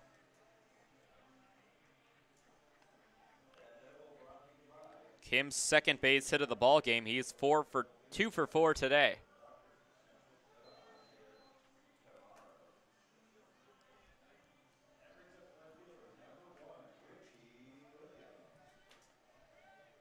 It brings up Richie Williams, 1 for 2 with a single and a strikeout.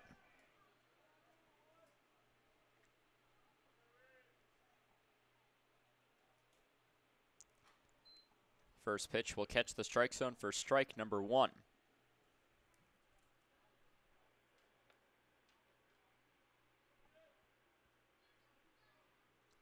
Trappers still down to their final out. Runner in scoring position in Andrew Kim. The 0-1 to Williams will miss and even the count to 1 ball and 1 strike. And the 18th pick of the draft, Michael McGreevy, selected by the St. Louis Cardinals out of the University of California, Santa Barbara, or UCSB, a right-handed pitcher. Pitch goes high and inside for ball number 2. 2 balls and 1 strike, the new count to Richie Williams. Stay tuned after the game for our post-game show as we get you caught up on what happened in this game, as well as a series wrap. As of right now, it will be a 3-1 series victory. As a fly ball straight back to the pitcher, and Schroeder will end the ball game himself. The final score, the Hastings Sodbusters 9 and the Pierre Trappers 2. As Richie Williams will line out to the pitcher to end the ball game. 9-2 the final score. 9 runs on 10 hits, no errors, and 10 runners left on base for the Hastings Sodbusters. For the Pierre Trappers, 2 runs on 5 hits, 3 errors. They only left 5 on base. Winning pitcher will be JT Cafferty. The starting pitcher for the Hastings Sodbusters went 6 2/3, allowing only 4 base hits, 2 runs, both of them earned, walking 1 and striking out 6. Pitched 5 complete innings of no-hit baseball before being relieved for by Manny Herrera.